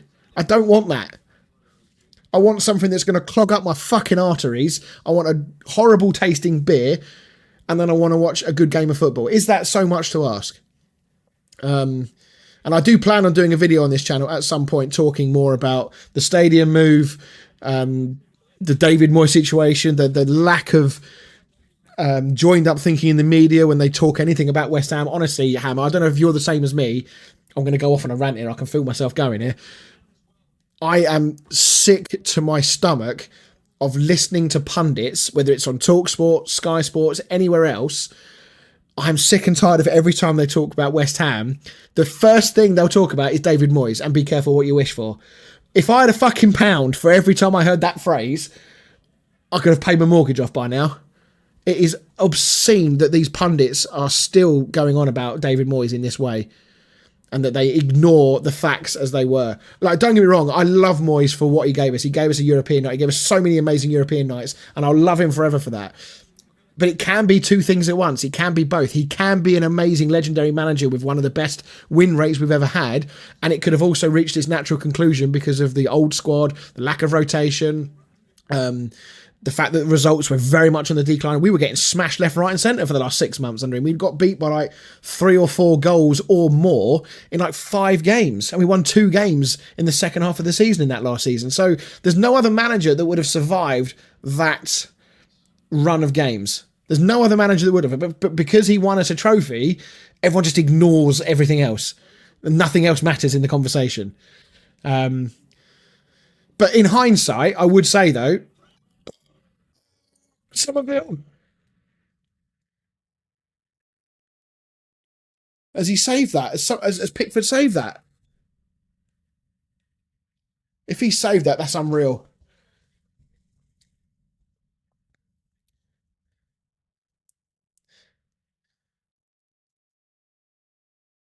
Oh, he has saved it. What a save that is. Oh, my word, what a save. Come on, pack it up. No, that was good defending. Here's the thing with the Hammer, like, as much as I did think it was the right time, and it felt like the right time to make a change, if the plan was always going to be to go and get someone like a Lopetegui and then a Potter who played the exact same fucking way, we may as well have kept Moyes. That, at least he had the real backing of the players, and they kind of understood and knew his system and stuff like that. You may as well have stuck with him. If that was always the plan, then don't change. What we had a real opportunity. Oh, go on, Somerville. No foul, apparently. Oh, such a shit first touch from Paquetá. Oh God. Oh, that's a foul as well. Um, yeah, we had an opportunity when Moyes left, whether people agree with it or don't. We had an opportunity there to really pivot and really try and build. We off the back of a European trophy, we had Bowen, Paquetá, Kudus. We had a decent squad. It needed improvements. Don't get me wrong. It needed some new blood in there for sure.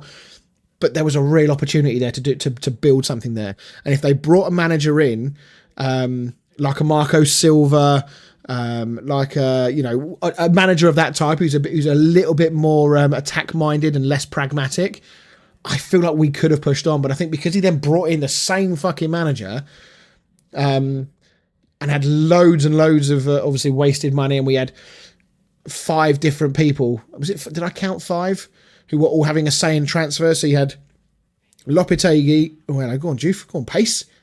Oh, what a cross. Oh, my God. What defending again from Keane. Bowen. Chance. Yes! Get in there. Fucking Jared.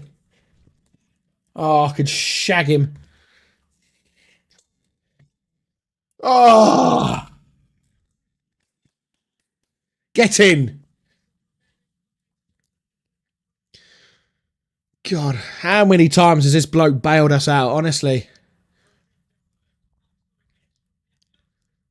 The last couple of minutes that we've gotten behind, some of it was going behind so many times, and Juve. Is this all Juve down the left? It is, isn't it? What a run from Juve this is.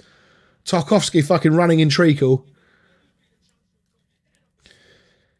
Good clearing header. And then, to be fair, Mikalenko does exactly what we didn't do the first time with their goal, is he doesn't get out to Bowen. And you do not show him onto his left foot. That is the last... Or does that take a deflection?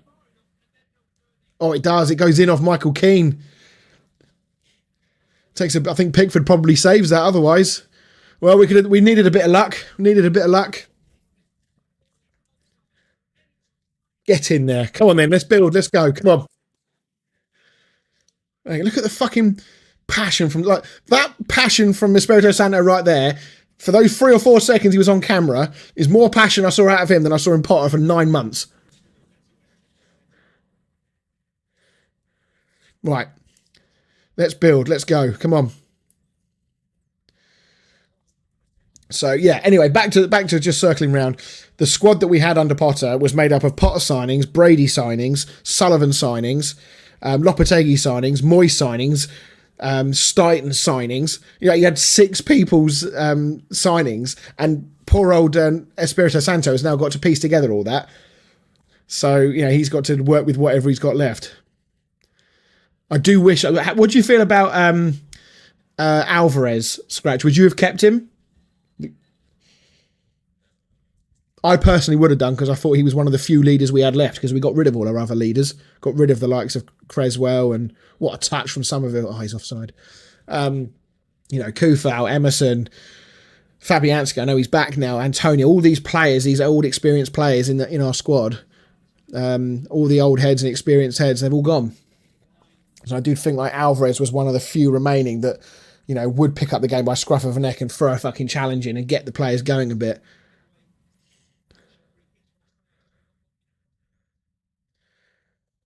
It's really good to see Somerville back playing though. I think he could be a big player for us this season. We need him to be a big player for us. Yeah, that's true, Harris. Although we obviously didn't fancy the Carabao Cup this year, we obviously deemed it beneath us, and we very generously let Wolves carry on with that. I think Wolves knocked out Everton as well, didn't they? In the next round, I think they beat Everton last week whenever the Carabao Cup was on. I feel like with Alvarez, he was a player that we could have done with because of that extra bit of fight, and actually he could have dropped in at centre back as well, because he's played there for Mexico and has done, by all accounts, pretty well. Good defending there from Freddie Potts, putting his body in the way. The thing is, what Espirito Santo could do as well with some of these younger players, if you get some of these younger players coming in and playing, it's an easy win, because West Ham fans love nothing more than seeing academy products break into the first team and play well. Is this Barry coming on? Tiano Barry, yes it is. Beto's been poor tonight. Is it Barie? How do you spell Barry's name? Is it Bar? Turn around. Let's have a look at your shirt. You're not going to turn around, are you? Let's go and have a look on here quick. I know it's like Gareth Barry. Okay.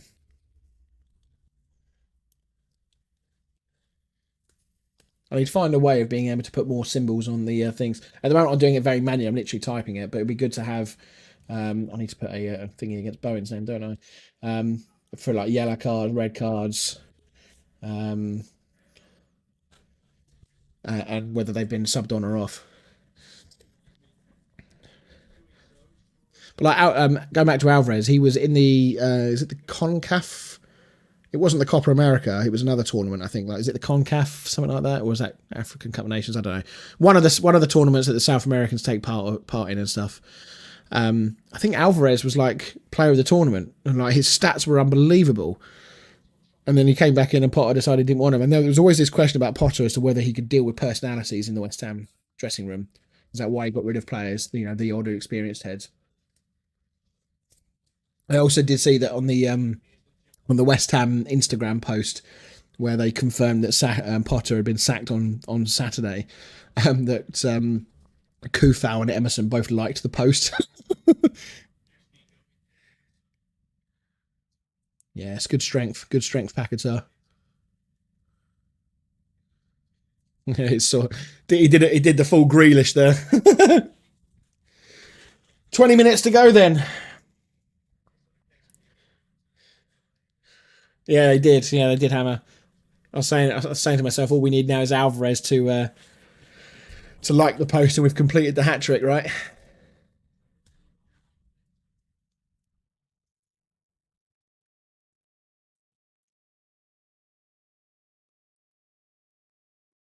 I mean, has he been tripped there? I mean, he's gone down like a sack of shit for Krug, but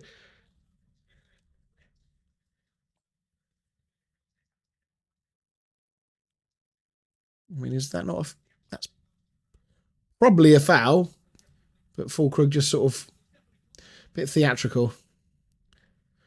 It wouldn't surprise me if we see Callum Wilson before too long. I'd actually kind of like to see Callum Marshall come on though.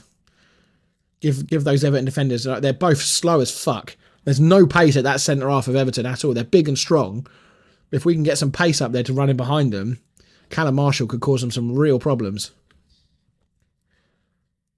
Oh, close him down, close him down, close him down, close him down. Yes, well done, Freddie. Cool. Good tackle. Who was that? Was that Freddie Potts? Fucking love it, Freddie. Go on, Joof. I love this bloke. Oh, he's an absolute unit. He's so the engine he's got. Good ball from Paquetá. Bowen chance. Oh, West Ham are all over Everton at the moment. This is what fairly one-way traffic at the moment.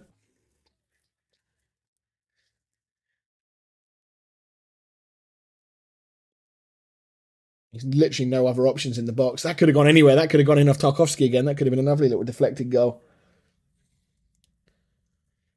Come on then, let's score a corner ourselves.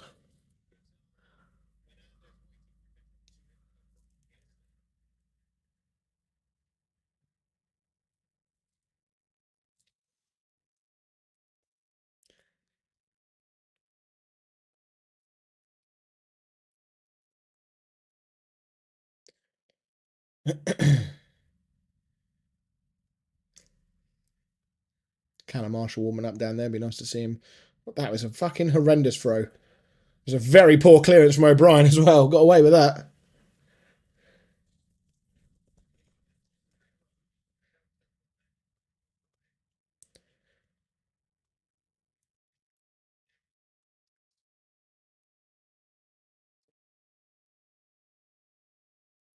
Oh, it's gone for a corner. Headed wide, Mavropanos.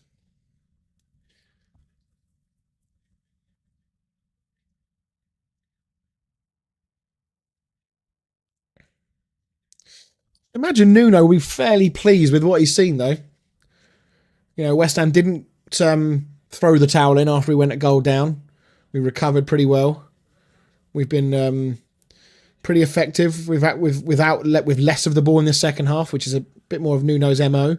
But we've also had good periods of possession in this game. We've actually shown all sides of football tonight. To be brutally honest, we just need to sort out that defensive organisation from corners and set pieces, especially. I do think that now might be the time to throw Callum Marshall on.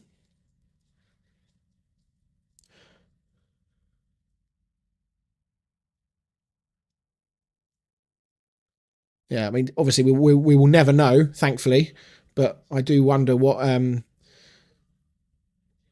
this game would have been like under Potter have we gone a goal down.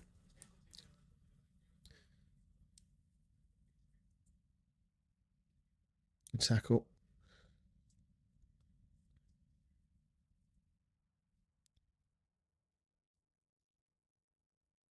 Stand up, stand up, stand up, stand up.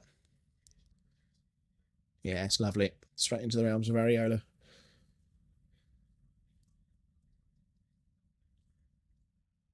I think Walker Peters has done quite well for us on the quiet.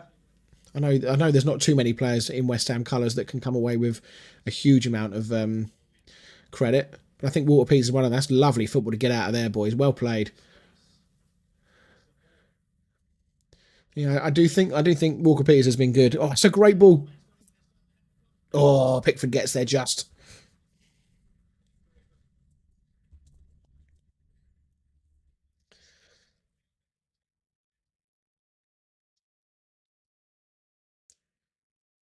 Nice one. Thanks, Keith. I'll get them all set up and test them all and whatnot for the next stream. Because originally I'm effectively using emojis for the football icons for who scored, but OBS for whatever reason doesn't recognise like using emojis for like yellow cards and stuff. Well, that's not a bad ball.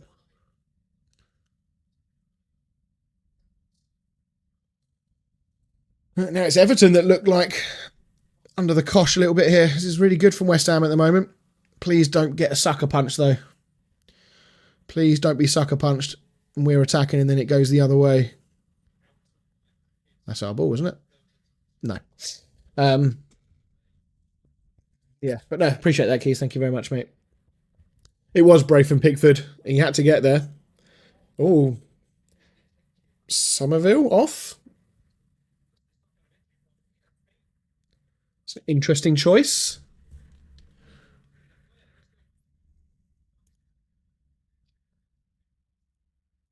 I'd like to think that's a force change, because why would you take off Somerville, who has been absolutely ripping them to pieces?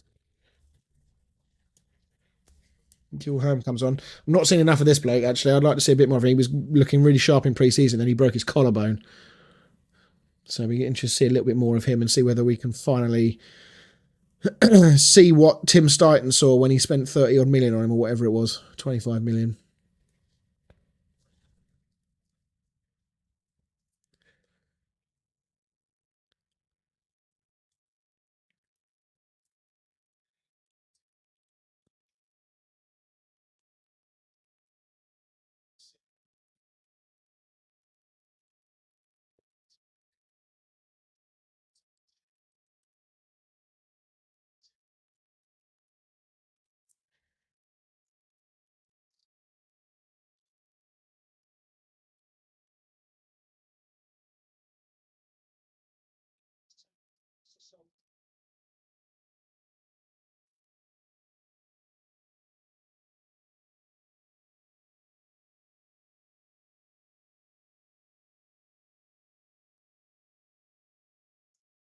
Look at the engine on Juve.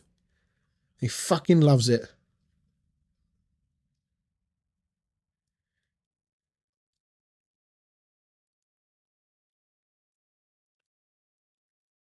That's the sort of work rate and effort and desire we need from everyone in West Ham. Chasing those lost causes, just putting players under pressure, making them think they've got no time on the ball all the time. As soon as you step off and start giving them time on the ball, they'll get comfortable. They'll start picking passes. If you could just make them already worried in the back of their mind that there's somebody there. To be honest, the football we've played has been very, very good in this second half.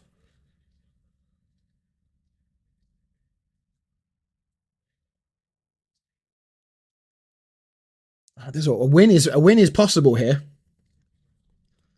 Go back to stadium chatter. What's your opinion on standing, safe standing? I don't have a problem with it. Go on, get home. I don't take the corner. I don't. I don't have a problem with it in principle. I think it needs to obviously be done sensibly for obvious reasons. You know, we obviously don't ever want a repeat of something like Hillsborough. I don't think we ever would, because I think the safety is far greater now. But I think it encourages more energy. It encourages more passion. It encourages more life out of your fans. So I think if you can find a good balance of people, if you can find a balance of seated areas for those that don't want to stand, and standing areas where those that are standing don't get in the way of people that are sitting, I think it's fine. I don't have a problem with that. Is that dibbling coming on? There's 2 balls on the pitch, referee.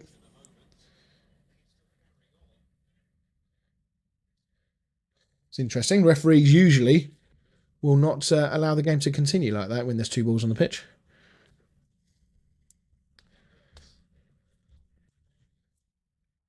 Well, yeah, I mean there are some areas in the Boleyn. I'm talking in particular like the lower tier of the Bobby Moore stand, where there might have been seats, but you would never have known because no one was ever sitting down anyway. And that's what made the Upton Park Bowling Ground so great, because you had just sections of absolutely crazy ass fans in particular. I always found when I went that the Bobby Moore lower was the top end, if you like.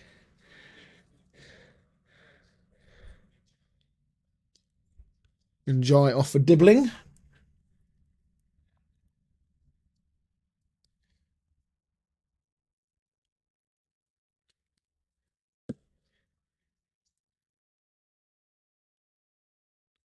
Number 20.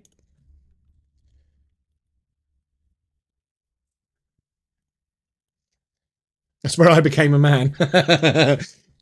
I think I was in the. I think I only went in the Bobby Moore lower once, and that was for a pre-season friendly. So most of the hardcore West Ham fans probably weren't there. My dad, I think, knew far better than to take a young me and put me in the Bobby Moore lower. Oh, lads, what are we doing? Mavropanos. I mean, that's on Areola, to be honest. That is on Areola. He should have fucking just cleared that. Why are we trying to play out from there?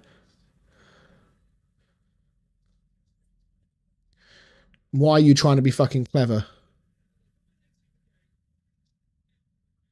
The commentator is repeating exactly what I just said. Why the fuck are we doing that and putting ourselves in that position? If they go and score from this, 9 minutes to go. So dumb. Use your brains. Don't need to play out in those scenarios. We're on top in the game. We're killing them going forward. Why are we giving them opportunities to get back into this match? Sorry, Keys. I just saw Juve already turning into Aina. Yeah, to be fair, Juve has been good for us.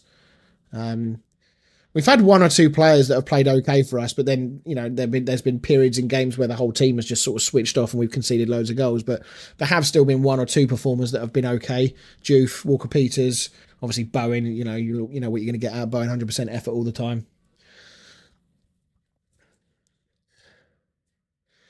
Right, come on, let's have a look at this free kick. Please don't stick it in the wall or over. One of the two. Oof, Jesus. Just for a minute, I was a bit worried there.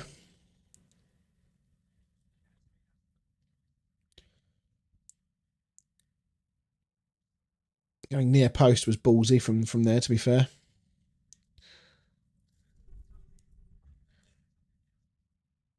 What's he done? Pulled a muscle or cramp?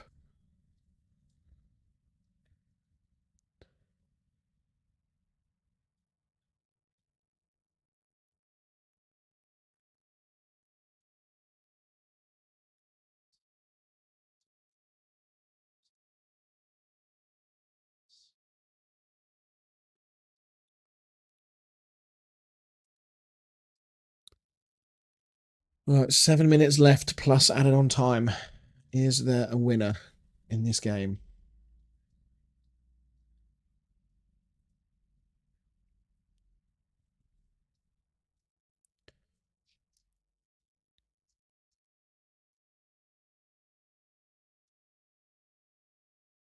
Mavropanos' fucking head's gone.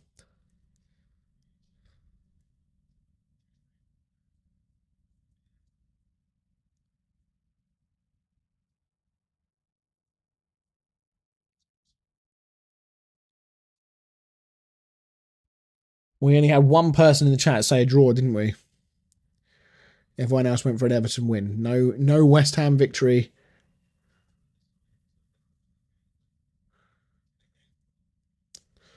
Go on, Jared. Pace.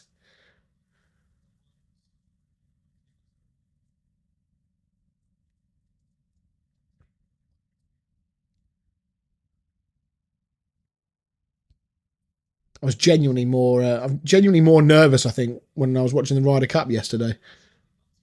Go on, Bone.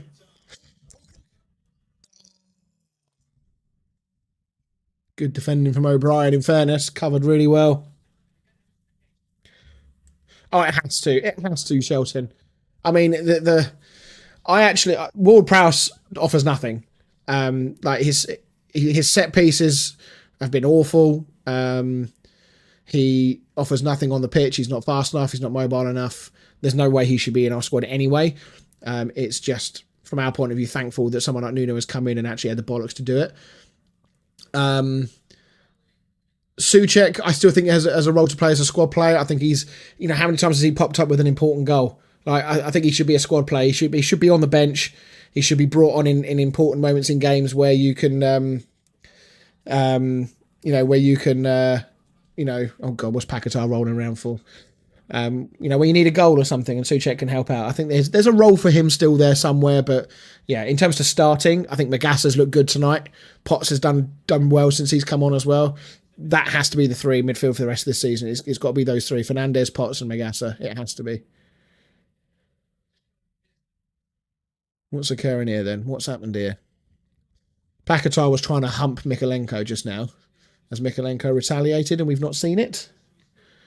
I suspect that Paquetá is probably play acting. This is very much in his wheelhouse.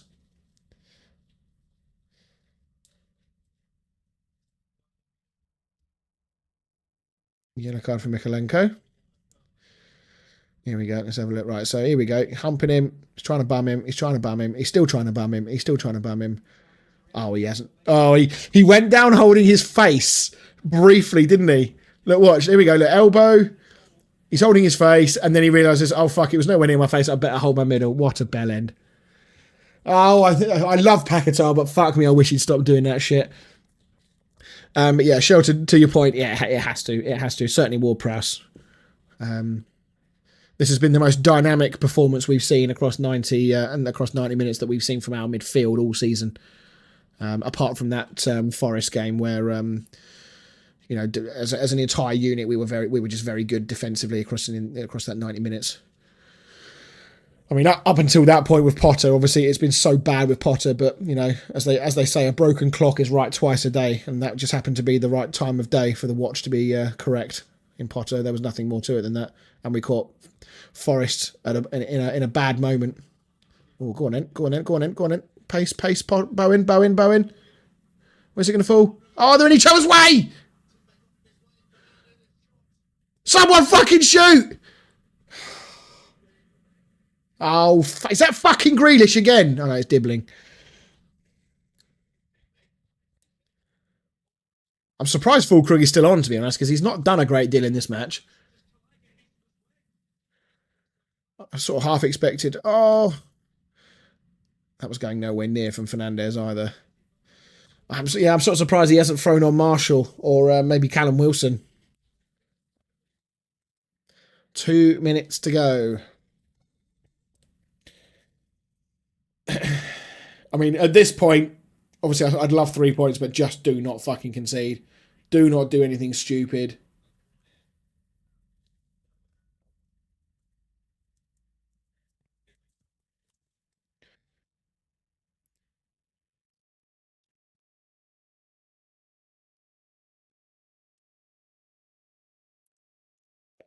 Oh, stop giving away free kicks in those areas, please.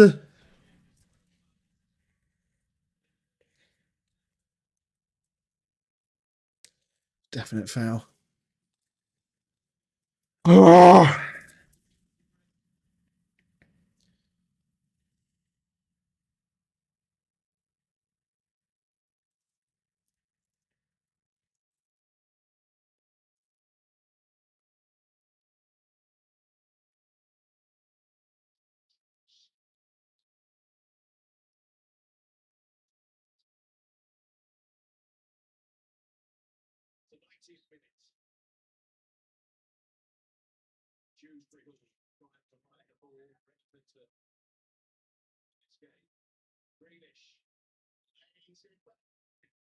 Oh, good save, Areola.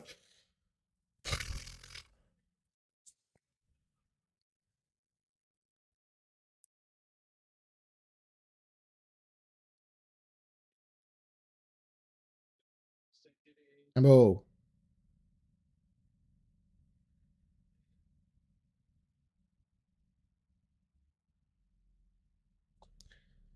I'm saying, is that really a yellow card? It looked like Dewsbury Hall won the ball.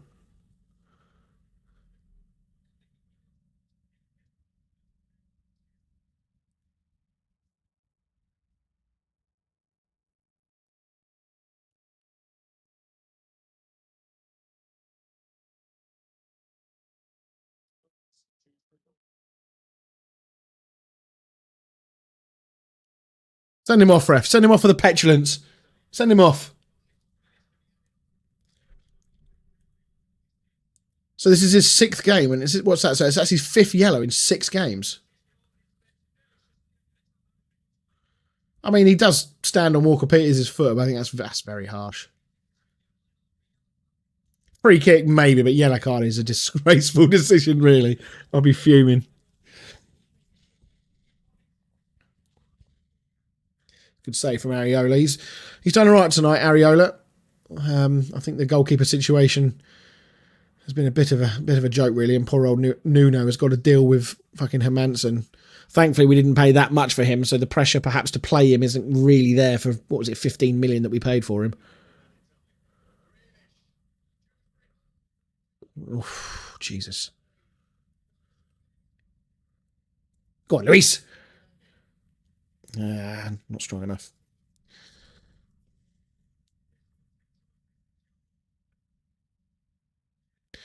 Everton having the stronger end to the game here. Be 5 minutes. 1, 2, 3, 4, 5.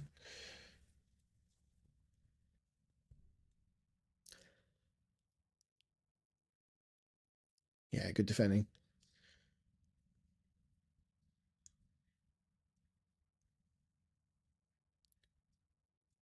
Ain't going to get that. Good defending. Potts did just about enough. Almost got caught.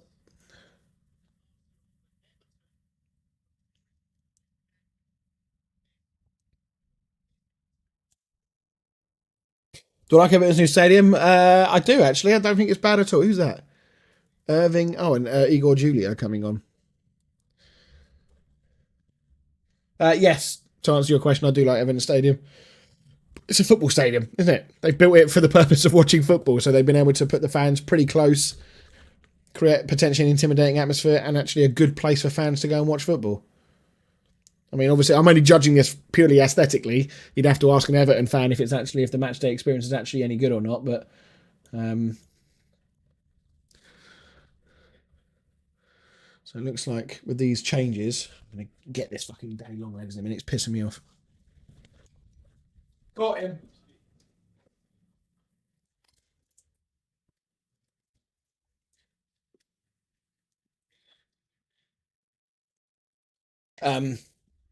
Yeah, you'd have to ask an Everton fan if the actual match day experience is any good. But it looks like Nuno is settling for the draw here. Who's coming off then? Lucas Paquetá.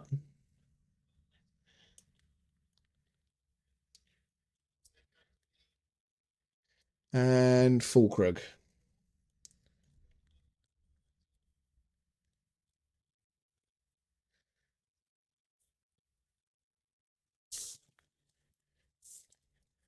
So Bowen up the front. Everybody else defending. Gone to the old 1-1-8 formation, I think. Oh.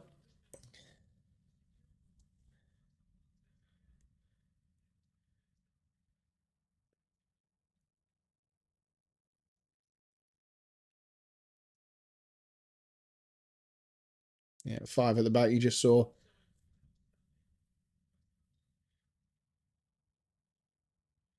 I mean, Somerville looks unhappy on the bench. I'm hoping that's because he's annoyed he's been subbed and that he's not annoyed that he's injured.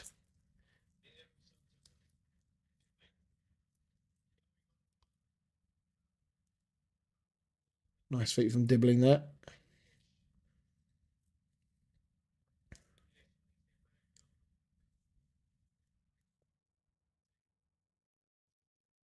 Grealish's end product has not really been very good tonight. Sometimes he slows the game down just a little bit too much at times. I think that was the frustration at times at City. Can be quite one-dimensional.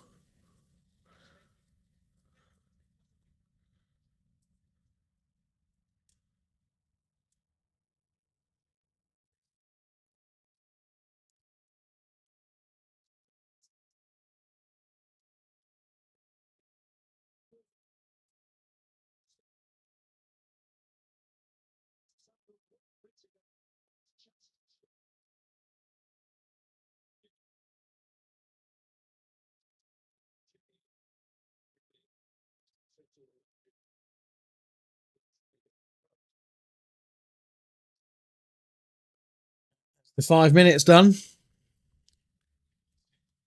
Oh, poor touch from Dewsbury Hall.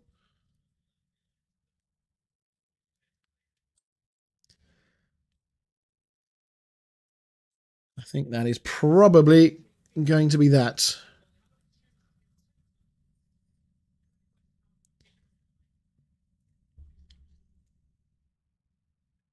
Yep, there we go, full time. Well, it's not the 3 points we would have liked, I suppose.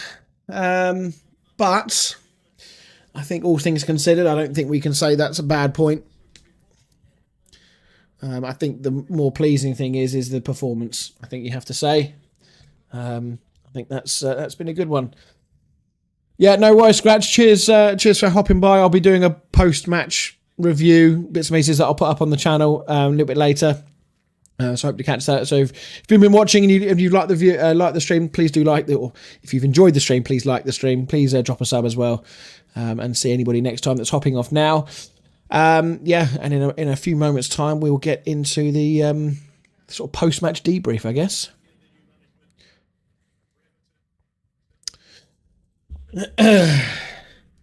Right.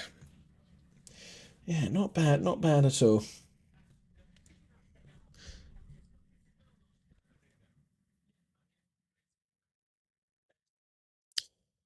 Yeah, I thought in the second half, I thought second half we were very good. I actually thought if Somerville came off and he wasn't injured, that's the only question mark. Well, he is limping. In fairness, he's limping coming on the pitch at the end here. So okay, so that would suggest that it was an injury reason for him coming off. Okay, well that makes perfect sense then, because otherwise, why on earth would you have taken him off?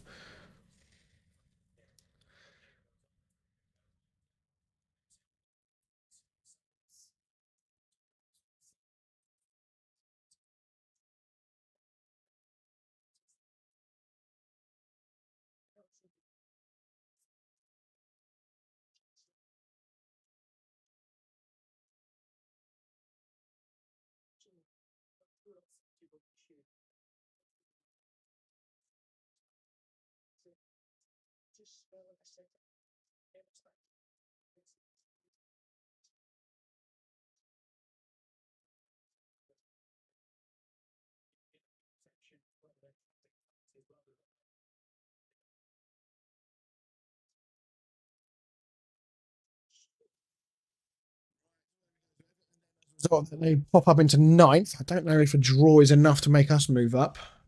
Probably not because of our goal difference. I can't remember where we were in relation to him. I know we would only have gone up like 2 places if we had won. So probably not enough to go up because we only had 3 points. No, so we stay where we are. But yeah, look, it's still a point. It's still something to build on. Arsenal away next is not really ideal. But let's be honest. Arsenal away is never a game that you really look at and target anything from. To be brutally honest, is it? It's the games like this. It's the game against Brentford in a couple of weeks' time. Is there an international? Is it Arsenal and then international break? When's the next international break? I know there's one in October. Oh,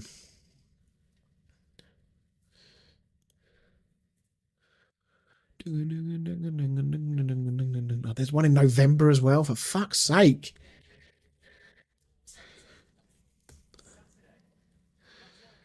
Right. 6th to the 14th. Yeah, so we play Arsenal this weekend, and then there is an international break. That's not really that ideal. But then there is no international break other than the African Cup of Nations until March, after the November one. So not, yeah. I mean, I'd rather not have any international breaks at all, really, because I fucking hate international football at times outside of major tournaments. So right, okay, right, everybody. I am going to finish off the stream there. Not a bad performance in the end. Certainly a lot better than the last time I did a live stream on this channel when we drew 1-1, when we lost 5-1, beg your pardon, to Chelsea. Considerably better second half performance. I think there was a lot of standout performance in that team. I thought Fernandes was good, Magassa was good, Diouf and Somerville down that left hand side were absolutely outstanding. Mavropanos and Kilman still worry the living piss out of me. Areola was decent. So yeah, there's positives there. It's just a shame that our next game is Arsenal. We could have done with a more winnable, maybe home game in the next one before the international break. Because if we go to Arsenal and get pumped, it may not be so good. But look, we've not been expected to win at Arsenal the last 2 years and got 3 points both times there. So who knows? Football's a weird old game. You never know your luck. At the very least, we need to go there and make sure that we are switched on and we do the right things. And who knows? Maybe we can scrape a 0-0 or something. So yeah, right. If you've enjoyed the stream, everybody, if you're watching back at all, make sure you hit that like button. Make sure you subscribe to the channel for more content from stuff about West Ham, from Chelsea, from Newcastle, from United, from the other guys. And yeah, I'll see you all again very soon. Thank you very much, everyone. See you later.